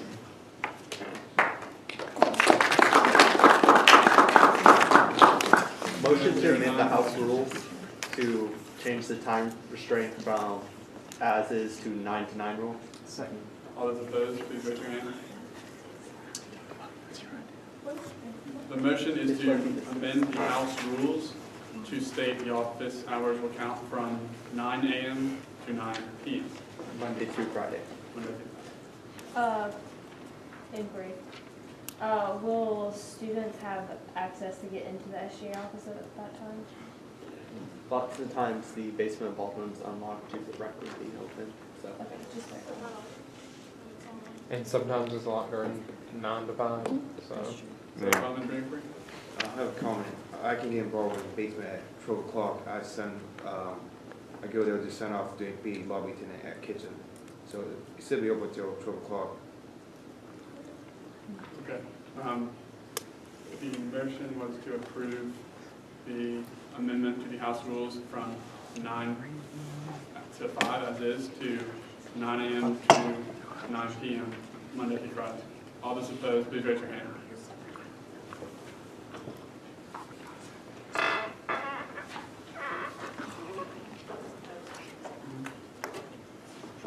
Opposed, please raise your hand. Aye. Thanks. All those in favor, please raise your hand.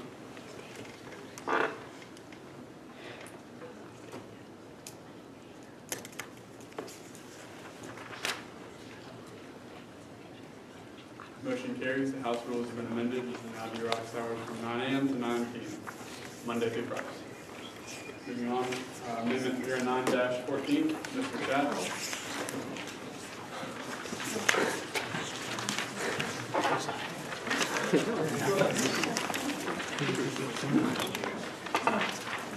This amendment is to amend how to do amendments.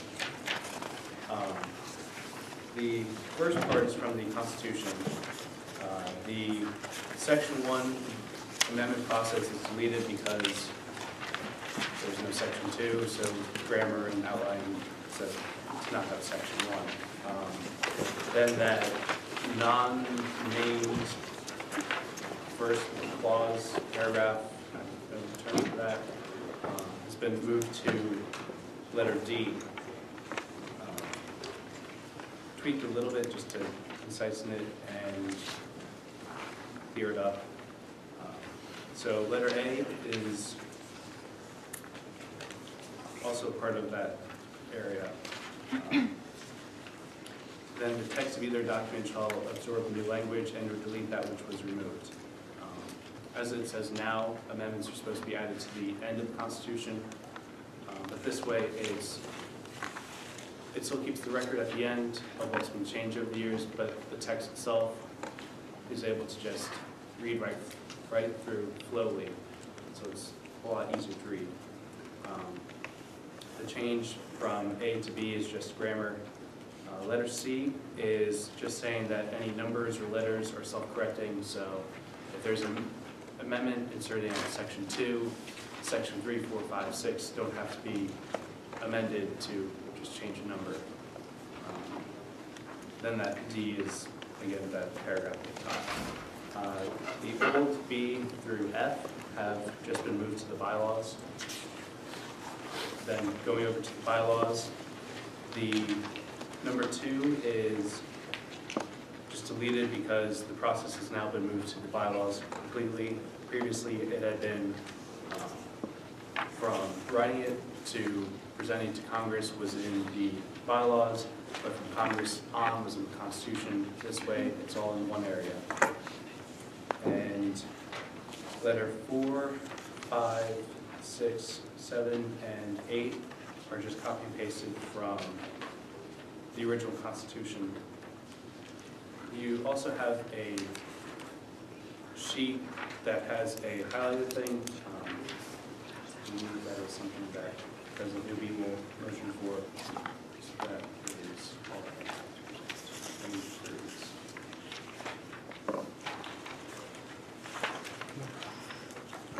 I'd like to make a motion to amend the amendment on amendments to include the information highlighted in your packets. I believe this information clarifies the problem of when two resolutions or two amendments conflict with each other, what happens. All those opposed, please raise your hand.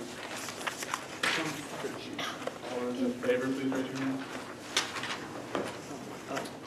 Motion carries. The amendment to the amendment passes. Is there another motion before? Motion to approve amendment 09-14. As amended. Yeah, as amended. All those opposed? All those in favor, please raise your hand. Unanimously. This time, if someone would like to motion to amend the agenda to include under Committee of the Whole the Leadership Summit resolution. Motion to approve as stated. All those opposed, please raise your hand. All those in favor, please raise your hand. Sorry, wrong one. Motion to move into committee of the whole. Second. Motion to suspend. They're already Oh, suspended. yes. So, all those opposed? All those in favor? Committee of the whole. Mr. Jones?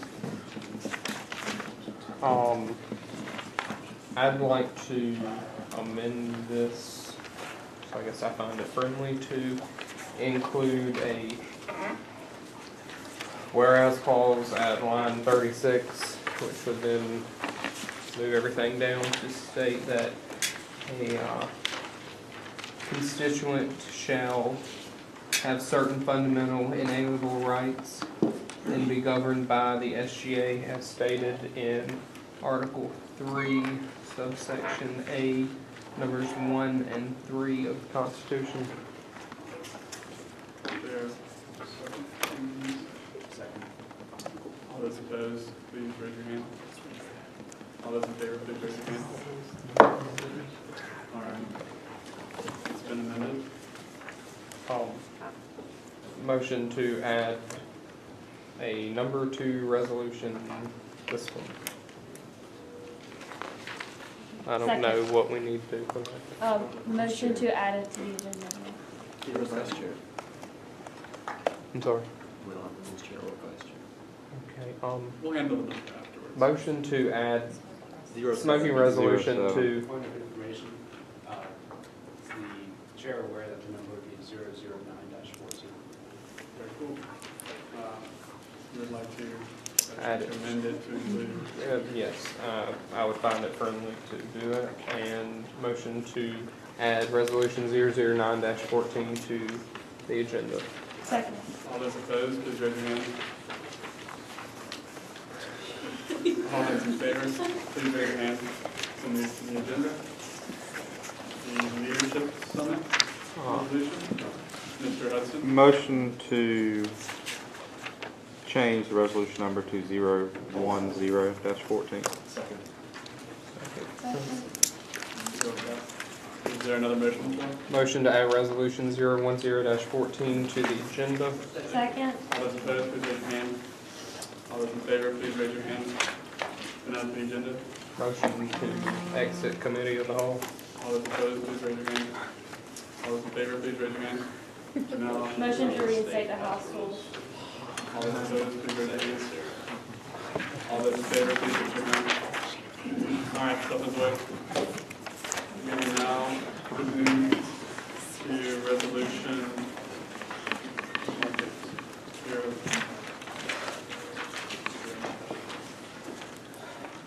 I don't know if you all had time to read this resolution or not, but basically what this would do is kind of help people enforce their smoking policy that's already in place, because it is a hazard to non-smokers. This is not doing away with smoking on campus, it's only trying to eliminate it to designated smoking areas to adhere to the Campbell University's tobacco use policy, which states shouldn't smoke within 25 feet of any building entrance, including doors, windows, air intake systems. You go on about the numerous health effects, not to mention people with asthma.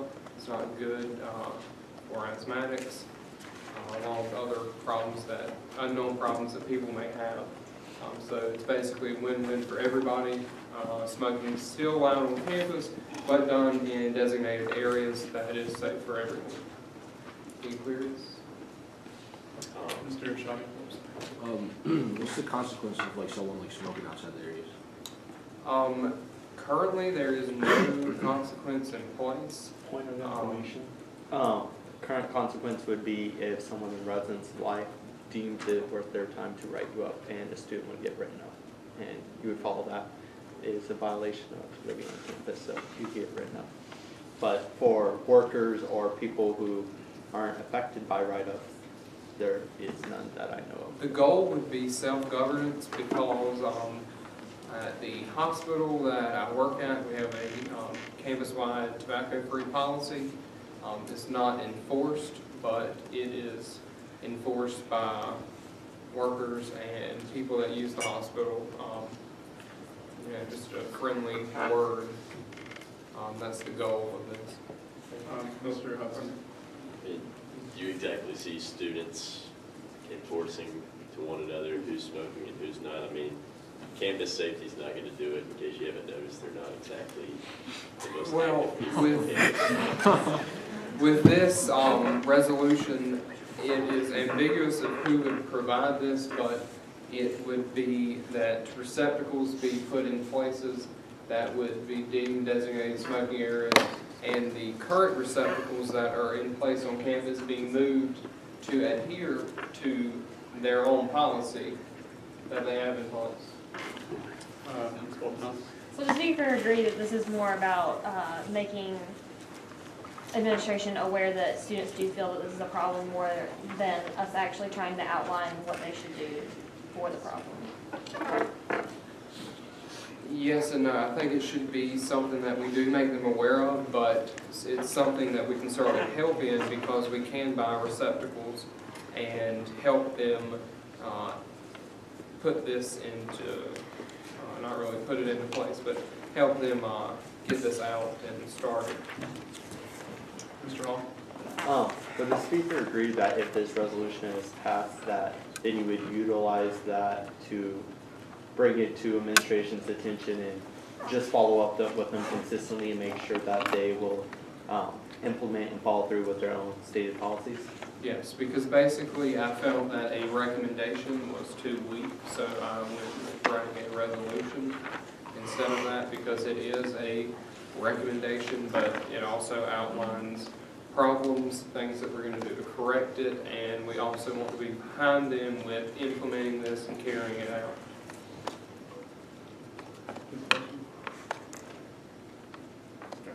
Any more queries? Mr. Shaw?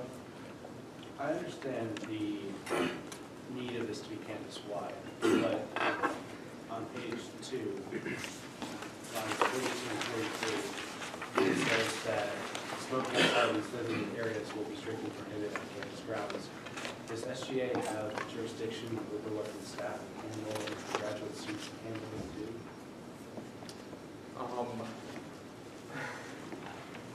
Knew the question was coming, but I still did not prepare for it.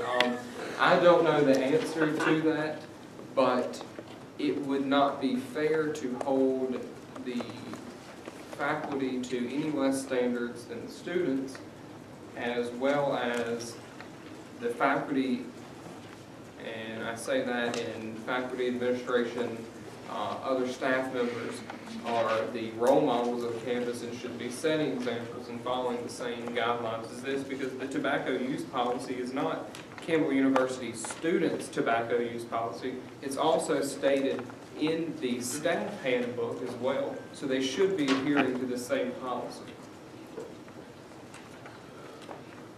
Would you be open to amending it to make a recommendation to the university instead of an order? I'm not sure where that is, but that would be good. Where is that? The proposed, follow-up. Would the speaker be open to a proposed amendment that would state, therefore be it, on line 42, therefore be it further resolved that the Campbell University student government recommends that smoking outside. What about all the people that aren't like students or staff, like all the public that comes through campus? How would that? Basketball game parents. The ultimate goal would be for campus to become totally smoke-free to everyone. However, that's not possible because of our handouts that we receive from tobacco money. We're shooting ourselves in the foot. So I don't know how we would tackle that. That is something that should also be looked into because it's hard to publicize a semi-smoke-free campus. It's really awkward to have semi-smoke-free signs around. Would the speaker agree that if this resolution is passed by way of follow-up that you would recommend to administration that a way they could implement would be to put signs and signage outside on campus university buildings to make sure it's public knowledge as a way of enforcing self-governance? Yes, we could look into doing that. Because by us doing this and recommending it to administration, we must also get the word out there should this be something that is carried out by administration.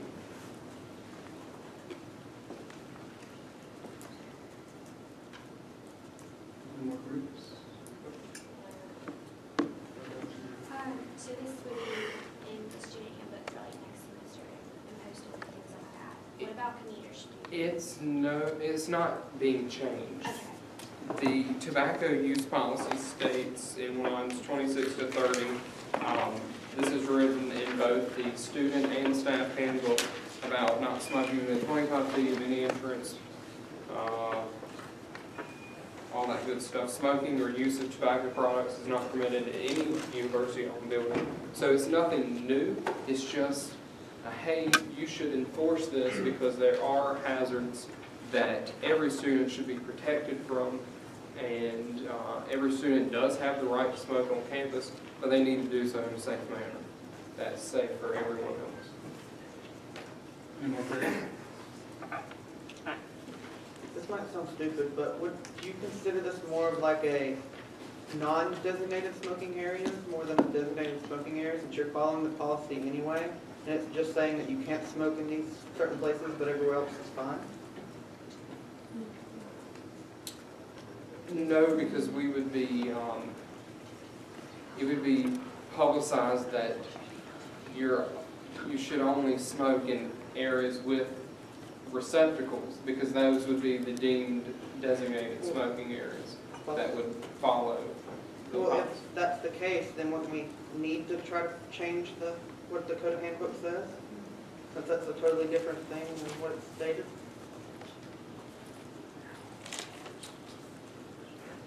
I don't agree that it's totally different because it's still, 25 feet is still 25 feet.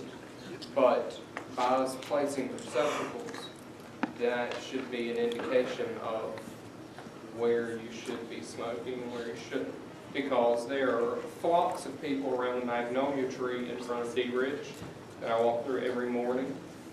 And, you know, that's a problem every morning. And then there's also a receptacle in front of McCall that's 5 feet from that door where everyone flocks to too. So it seems like where there's a receptacle, they will come. You put it in their phone.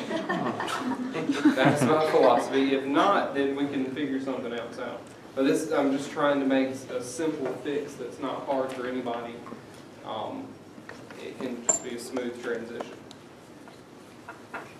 I'm sorry to ask another question because there's been a lot, but the designated smoking areas, that's not going to be just anywhere that's 25 feet away from the building. It's going to be a certain area. Right. So you would have to change things.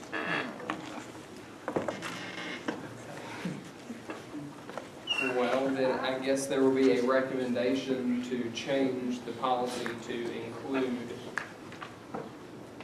the designated smoking areas, because I understand what you're saying, because you can walk around the building to class and that would be 25 feet from any building, just walking to your class. So, yeah, okay, there would definitely be a recommendation to change that.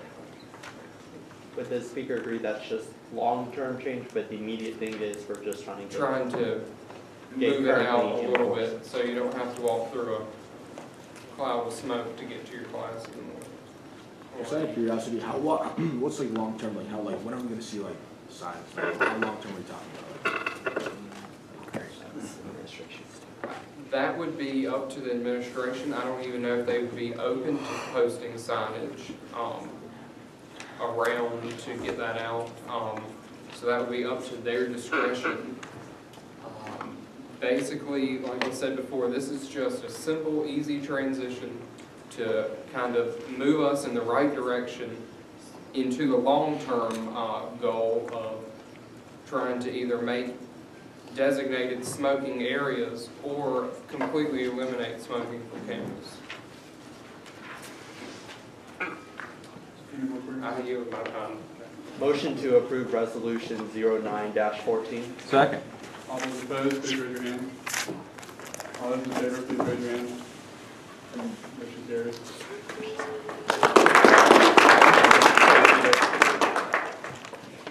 We'll move on to the leadership resolution.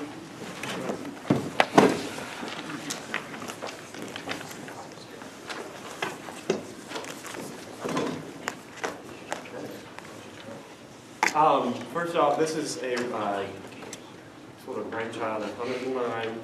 We discussed after last meeting how we can sort of boost our communication with the students. The class presidents are gracious enough to sponsor this resolution. I think that this is going to be a really good way to get student input. The goal is to contact the deans and the chairs of the different departments around campus and get them to submit some names to me to get sort of the top most active students in their different majors and departments to come all together, the club presidents, just the leaders from around campus to all come in one area. We'll probably meet in here one afternoon, have refreshments, have materials, and foster dialogue with them and SGA leaders to see what needs to be done around campus. So. This is something similar that we've done in the past, not to the effect of getting potential names of people who would actually be interested in coming. What we've done in the past is just had town forums, like a town hall style meeting. Several years ago, each class was required to hold one each semester. Each class would hold one. Anywhere from 20 to 30 people would just show up. The senior class one year had roughly 90 show up. And this is more just to foster dialogue between anybody willing to walk up. So this would target specific students who would show interest in actually progressively helping Campbell get better. Any queries? Who is going to spearhead that for best organization?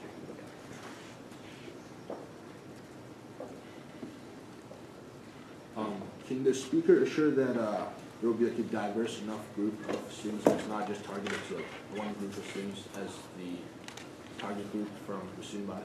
Absolutely. The goal is to open it up to all club leadership, club presidents or chairmen or chairwomen, and also to the students that the deans and the chairs of the different majors submit to me. So it's going to be students from all across campus, all different majors, all different backgrounds, all different interests, club sports as well. So it's going to be hopefully going to be a very diverse group of people. There's probably, being such a small campus, there's probably going to be a person who is a club president that gets recommended from the history department or vice versa. But hopefully there will be a large amount of voices present. With many of the leaders on this campus typically being more upper level class students, how would the more under level classes be represented? Potentially look, you would have typically your club presidents, campus rec and everything are more your upperclassmen.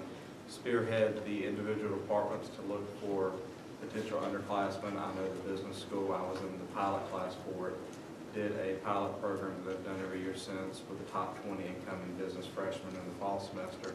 Use those for setting the business school, look for top people from the English department, the history department, the science department, to fill the need for underclassmen and the upperclassmen who have more experience with the classes and get more involved with the clubs to answer that.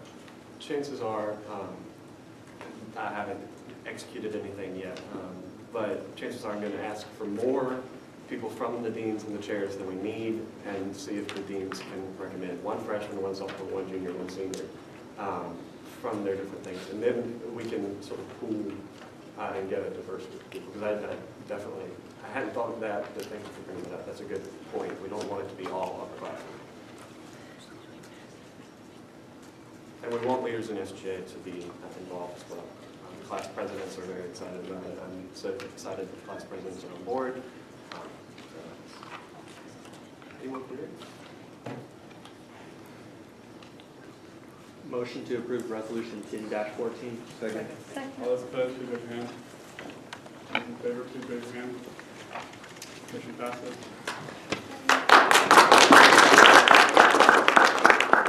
Now we're in student forum. Are there any students who can speak at this time?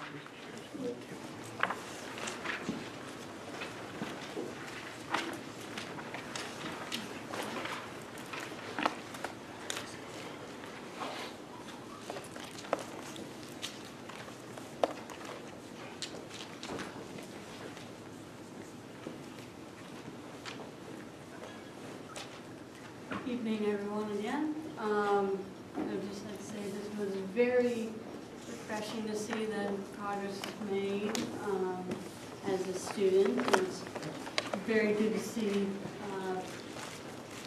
things move forward and not so much bickering. It'll be nice to see that in the Campbell Times as much. Also, I would like to say that Mr. Outlaw's recommendation for a think tank regarding the student handbook and policies in there, I would greatly enjoy being on that, as well as we will have, Common Ground will have a program talking about the stereotypes that those of the LGBT community face, and I would like to see some SGA representatives and some from the executive board there. We'll be getting more information out there. Also, I'd like to say to Ms. Tadlock and Ms. McGaha, I think I botched your name, I'm sorry. But I would like to say as president that it's very helpful what you all have done regarding putting up posters. It's definitely a load off, at least my club's back, to have to make sure that everything's put up, as well as we've experienced, Common Ground has experienced at some points where our flyers have been taken down even though that they've been approved. So maybe some people, maybe when the SGA puts them up, they'll be more respected. Also, I would like to say that Common Ground will also be having a showing of Milk, the movie with Sean Penn, if anybody's heard of that. But it has a lot to do with public policy and especially regarding Mr. Harvey Mills' career in San Francisco. So I would recommend maybe some of y'all coming out for that. That'll be in Turner Thursday after spring break. So I don't know how that'll exactly affect y'all and your meeting. But that's really all I had to say. Are there any questions, comments, concerns, rantings?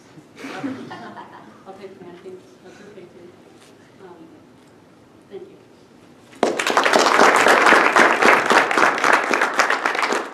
No students wishing to speak at this time? I'd like to make a motion to the agenda to allow for the appointment of a new rules committee chair. Second. All those opposed, please raise your hand. Are you aware of the motion, everyone? No. Okay, the motion at hand is to amend the agenda to include the appointment of a new rules committee chair. All those opposed, please raise your hand. All those in favor, please raise your hand. Okay, we'll move that.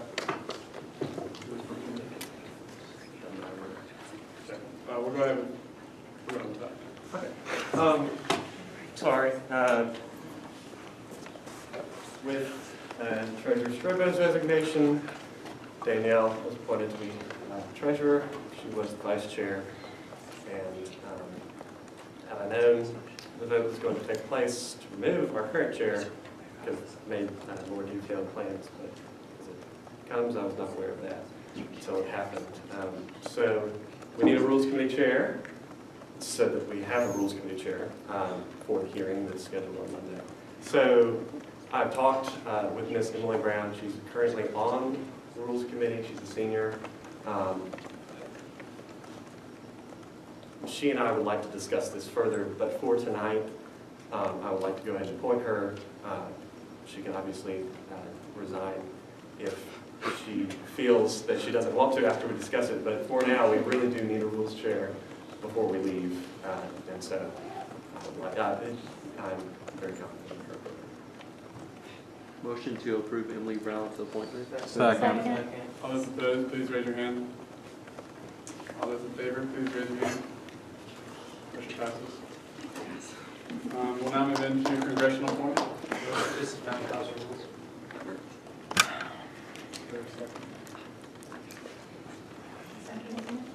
All those opposed, please raise your hand. The motion is to suspend the House rules. All those opposed, please raise your hand.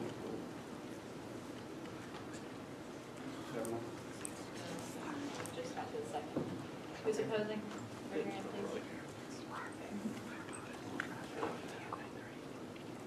All those in favor, please raise your hand. Okay, not many, I'm sure we have more than that.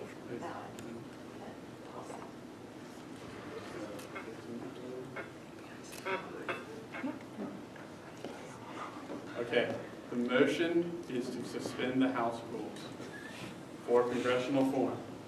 All those opposed to suspending the House rules for congressional forum, please raise your hand. All those opposed. Okay, raise your hand and keep it up and don't move it. 1, 2, 3, 4, 5. All those in favor, please raise your hand and keep it held up high. 1, 2, 3, 4, 5, 6, 7, 8, 9, 10, 11, 12, 13, 14, 15, 16. Okay. The House rules are suspended. Anyone like to speak in congressional forum? Please vote now.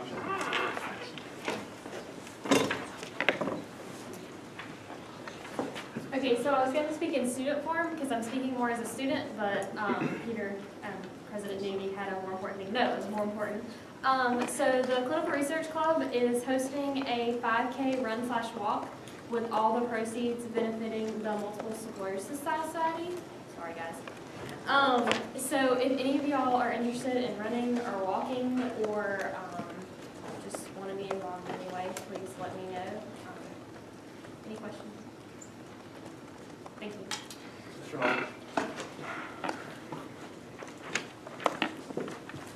Hall. I just had a quick thing. I'm just going to talk to Dr. Basemore about doing a time capsule before I write the resolution for Campbell Appreciation Week. So I'll try to get that hammered out. Hopefully at the next time we can conduct business. Kind of personally want to wait until my amendment's been passed so I can officially author it. That's a little selfish, so if not, I'll just go ahead and let someone else author it. But anyway, and I have a meeting, so I'll be scurrying out a little bit late, but I am happy tonight went very smoothly. Mr. Shad.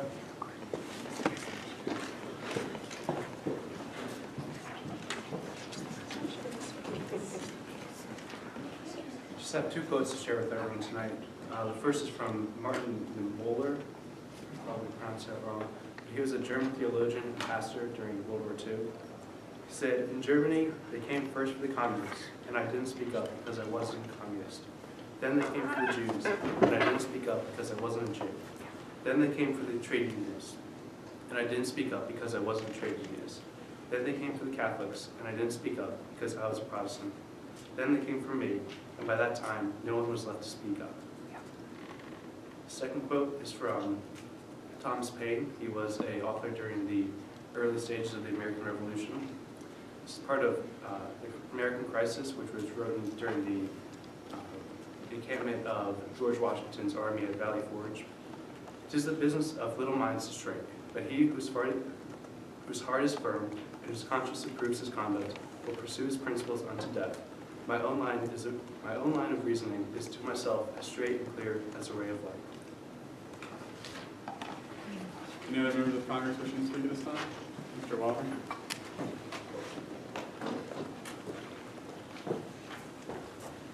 This kind of just goes on what I said earlier. I talked to Campus Rec, and they want to clear out that big closet room in Carter and put maybe like a couple more squat racks and a lot of benches just to try to clear out some of the traffic in the holding gym.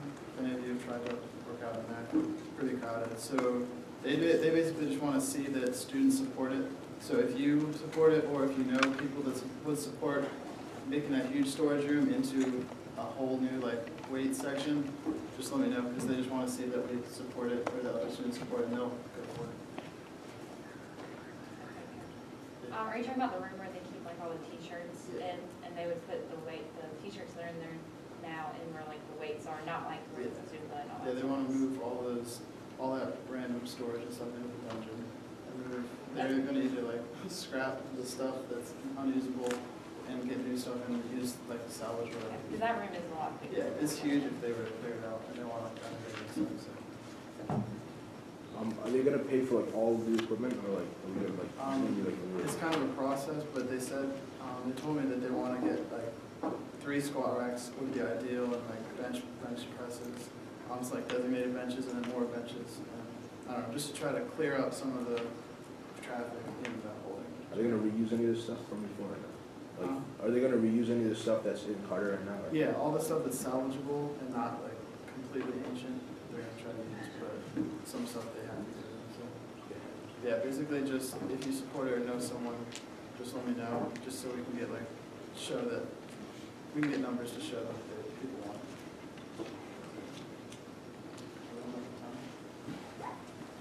Ms. Lynn, anyone else wishing to speak congressional forum, please raise your hand and be raised.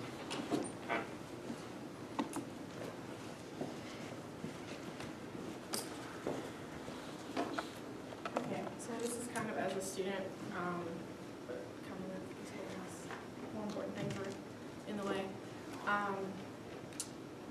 In regards to our smoke-free resolution, I think it's great that we've started this process, but this is kind of crude. It's kind of like saying, here's a designated peeing area in the pool. This is your atmosphere, this is what you breathe. You can't have a semi-smoke-free campus. You can't have a designated smoking area anywhere outside of 25 feet because you still have those students who you're trying to protect walking around. There's groups of smokers who stand and talk. And security guards stand around and talk and smoke. And people still have to walk by them. I'm sorry if you're a smoker, but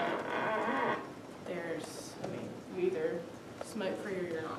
And I know you can't control everyone, but stepping towards that kind of policy is something. It's great that we're doing that, but I just feel like it needs to be taken control of more than just saying, oh hey, let's just follow the policy you've already instated. And on a kind of brighter note, advancement. A lot of students don't actually know about, like a lot of clubs have no clue what advancement is or what it does, even at this point. But I know the clubs and organizations that I'm working with currently, anytime I've mentioned it, they had no idea what I was talking about. But they now are aware, and y'all should have about 3 or 4 events coming to you in the next few weeks. Point of information, we have emailed every single club president. Not every single club president has emailed us back. So that may be an issue as well. I'm not saying it could have gotten mixed up, but that is something an issue that we've been faced with is people just not responding to us. So. But well, I know the club that I'm most active in, the club president knew nothing about what I was talking about. When I reminded her to, get our flyer to advancement, she had no clue whatsoever. I don't know if that communication didn't go through completely, I don't know, but. Point of information, I've also tried to go to IOC meetings. I've been to 2 to speak with club presidents and club representatives who are there in place of presidents to tell them about it. So I'm trying. So as point of information, if your club has no idea, tell them. Like, obviously, like Marley's saying, please tell them, because for some reason we're just not getting the information across. And if you have any suggestions of how we can get more clubs to participate, please let me know. It's really hard when you email people and they don't email you back. But yeah, you should have some stuff coming. That's it. Ms. Forrest.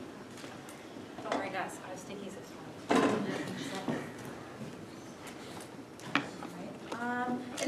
naming the student section, I did want to bring this up because I promised the people that spoke to me that I would bring it up at the next congressional meeting. At the Liberty basketball game, I don't know if anybody was there, but apparently they were making all the students move to just where the section where the band is, and just that first student section, you know, where is his name Boggs?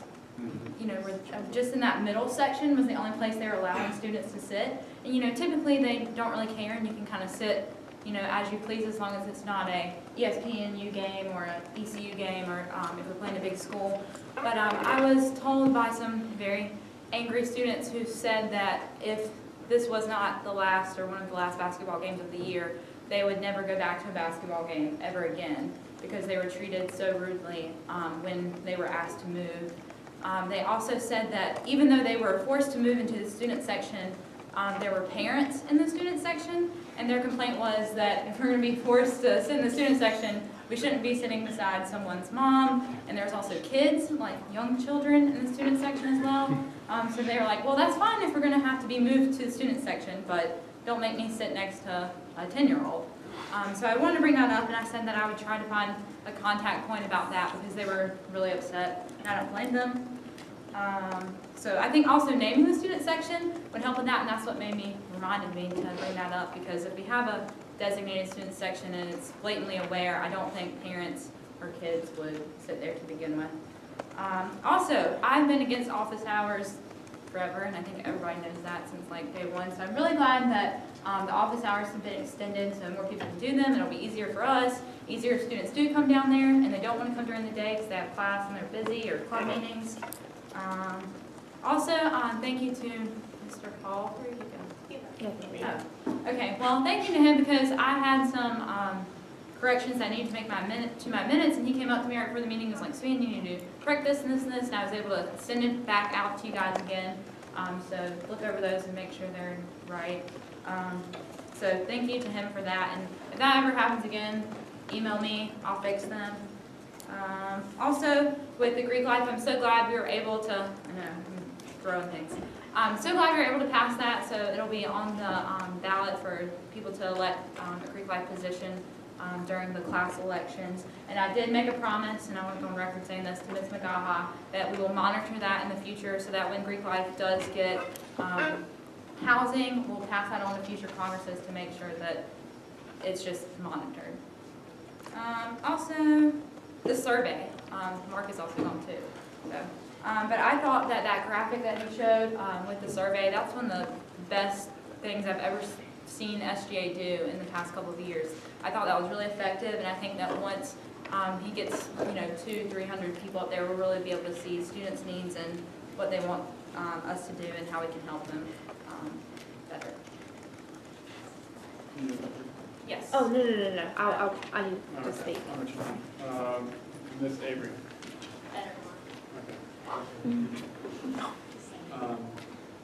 Mr. Hudson.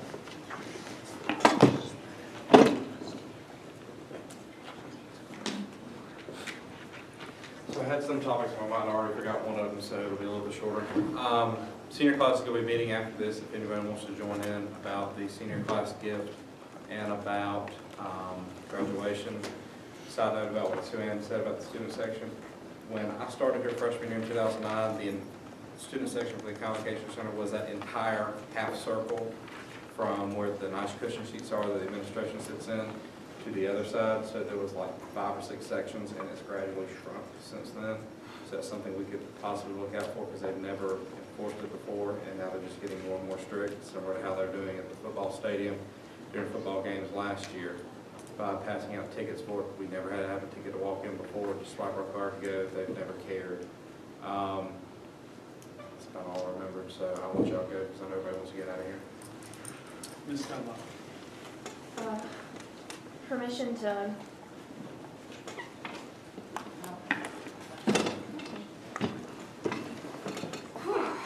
okay, so as you all know, I tweet out about our meetings and put stuff on Facebook, and I've even been doing some Instagramming tonight now that I know I have people who are interested in them again. I did it really hard at the beginning of the semester, and then nobody ever looked at anything. Nobody was really interested in it, so it kind of faded off. But since people are interested in it again, we'll keep it going. And I figured out on my phone earlier and everything how to set it all up where I can share everything. So that's exciting. Okay, back to this though. I shared the stuff about the resolution for the smoking thing, and I've received some very negative response about it. And one student said, will Congress withdraw this resolution if a majority oppose it on the survey? Otherwise, why include it in the survey? So I know we've already passed it. I'm not sure what a procedure would be to do anything about it now. Rules here. But I'm not trying to call you out on the spot, but I don't know what we can do about it now, but it is on the survey, and I think in my opinion, I think it would be worth waiting to see how students feel before we make an action, because that way we would have either the majority of the students backing us or the majority of the students saying, no, we don't give two craps, this is stupid, why are you guys doing this? So I think that's something, yeah. Well, would the speaker agree that it's more about maybe the small minority of people who are their health is affected by the smoking? No.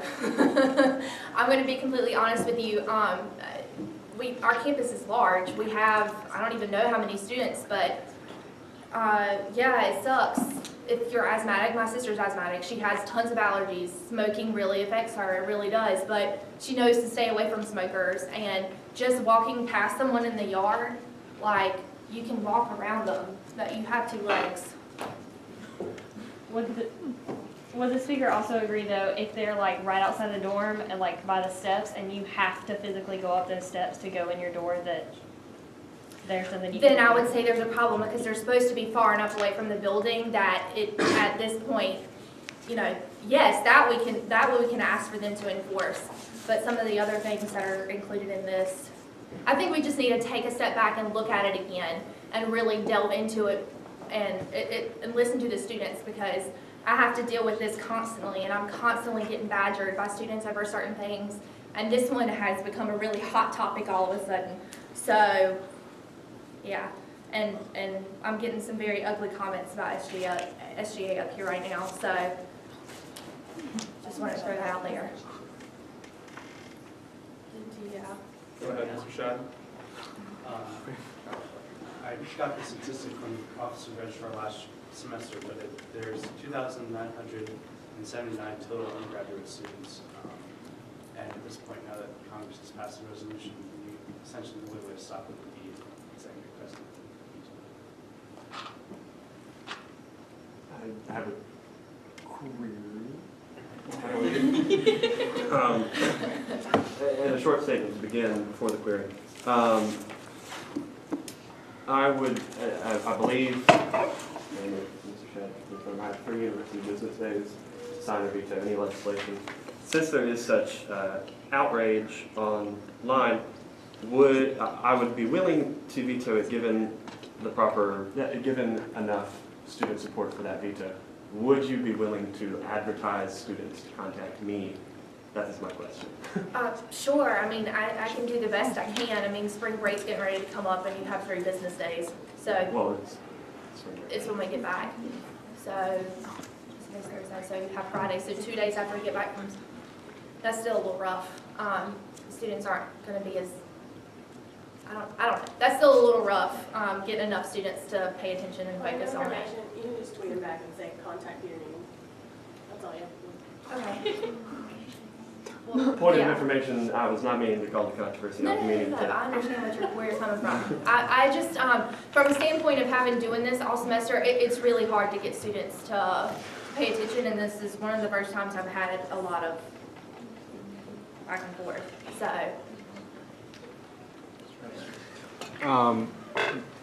Could the speaker clarify the statements that you're getting on Facebook? Is it about enforcing the current policy as it is? Because the resolution was more or less to get the university to enforce its current policy, a policy that's on the books that's not being enforced. So even if students are complaining about it, it's policy that's been here at least since my freshman year, because we were always told when I moved in 2009 that you cannot smoke 25 feet from the dorm. Okay, give me just a second. I gotta find all of this stuff, 'cause, these suggestions are not new. They've been talked about for a year. Where are the results? Terrible idea. How about focusing on IOC reform, election reform, more club funding? Already took the survey and voted no to this idea. Are you saying Congress passed an amendment mandating smoking areas? And then, will Congress withdraw this resolution if majority oppose it on the survey, otherwise not included in the survey?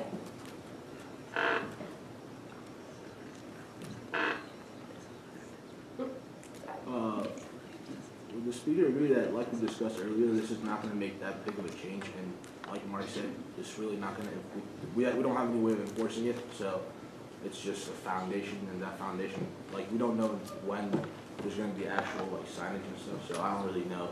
Like, I think it's kind of a miscommunication between you and the students, or like SG and the students, because I don't think they realize that, like, we really don't have any way of enforcing it, so they can still do what they're. Actually, I think these students understand especially some of these particular students understand that very well, because they've been here before. You may know who I'm talking about. You know, I think they understand very well. And the thing is, we have passed a resolution that we can't enforce and that we won't, you understand? Because we didn't even allow Peter to put recommendation in there. So now it's not a recommendation, it's a resolution saying, hey, do something about it, but we can't make them enforce anything. You see where I'm coming from? So that was, this resolution was a waste of time as far as, even though we passed it, we won't be able to do anything about it, really. Just out of curiosity, who are the? I'm not going to disclose that. You can go on Twitter and see it yourself. I mean, I don't have a Twitter, so. Okay, because I got a feeling I know who it is. Well, I'm sure most of you do, Yeah. but I mean, is it? I don't want to be disrespectful. So. This is in any circumstance, it doesn't matter. They're a student. So whoever it is, I don't care. It's a student. Are there any more queries? That's the culture. Okay. Just wanted to throw that out there. Sorry. All right. Is there any more members of Congress wishing to speak at this time? Seeing none, we will move into closing remarks. President Newby. For the most part, great job tonight. Proud of the progress which I made. In regards to that last little bit, I could not agree more. We have a culture in SGA of grilling and crucifying people that vocally disagree with us, regardless of who they are, and immediately discounting anything that they present to us. If you don't agree with somebody, tough luck. That is life. They're students. Don't disrespect them.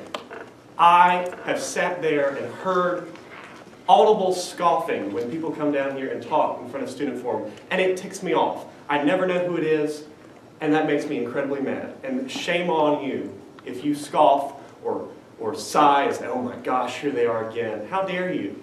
You are student leaders. That is not how student leaders act.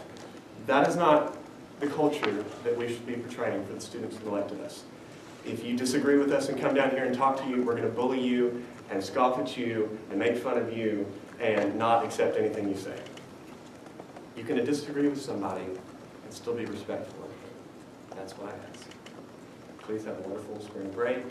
Be thinking of ways that you can tangibly affect the students. We do need to, we have a large budget, portion of our budget left. I'm right now in favor of having a meeting every week. So be prepared for that. Try and do great work for the students. Thank you so much. Point of information, I just want to let you know that I retweeted and I said, sorry, I can't find it now all of a sudden. I just spoke with Congress. If there are a majority who oppose, the president will veto. Thank you. And I have several favorites already. So. One thing before we go, everyone, the votes from the removal are with Mr. Pope, and you'll have them in Chris's office. If anyone has any problems with that, please let me know. Is there a motion on the floor? Motion to adjourn. Bless you. All those opposed? All those in favor? We're adjourned. Austin Owen. That's it. No, there's one more. Brittany and We need one. Little John, Little John quit. Oh, yeah.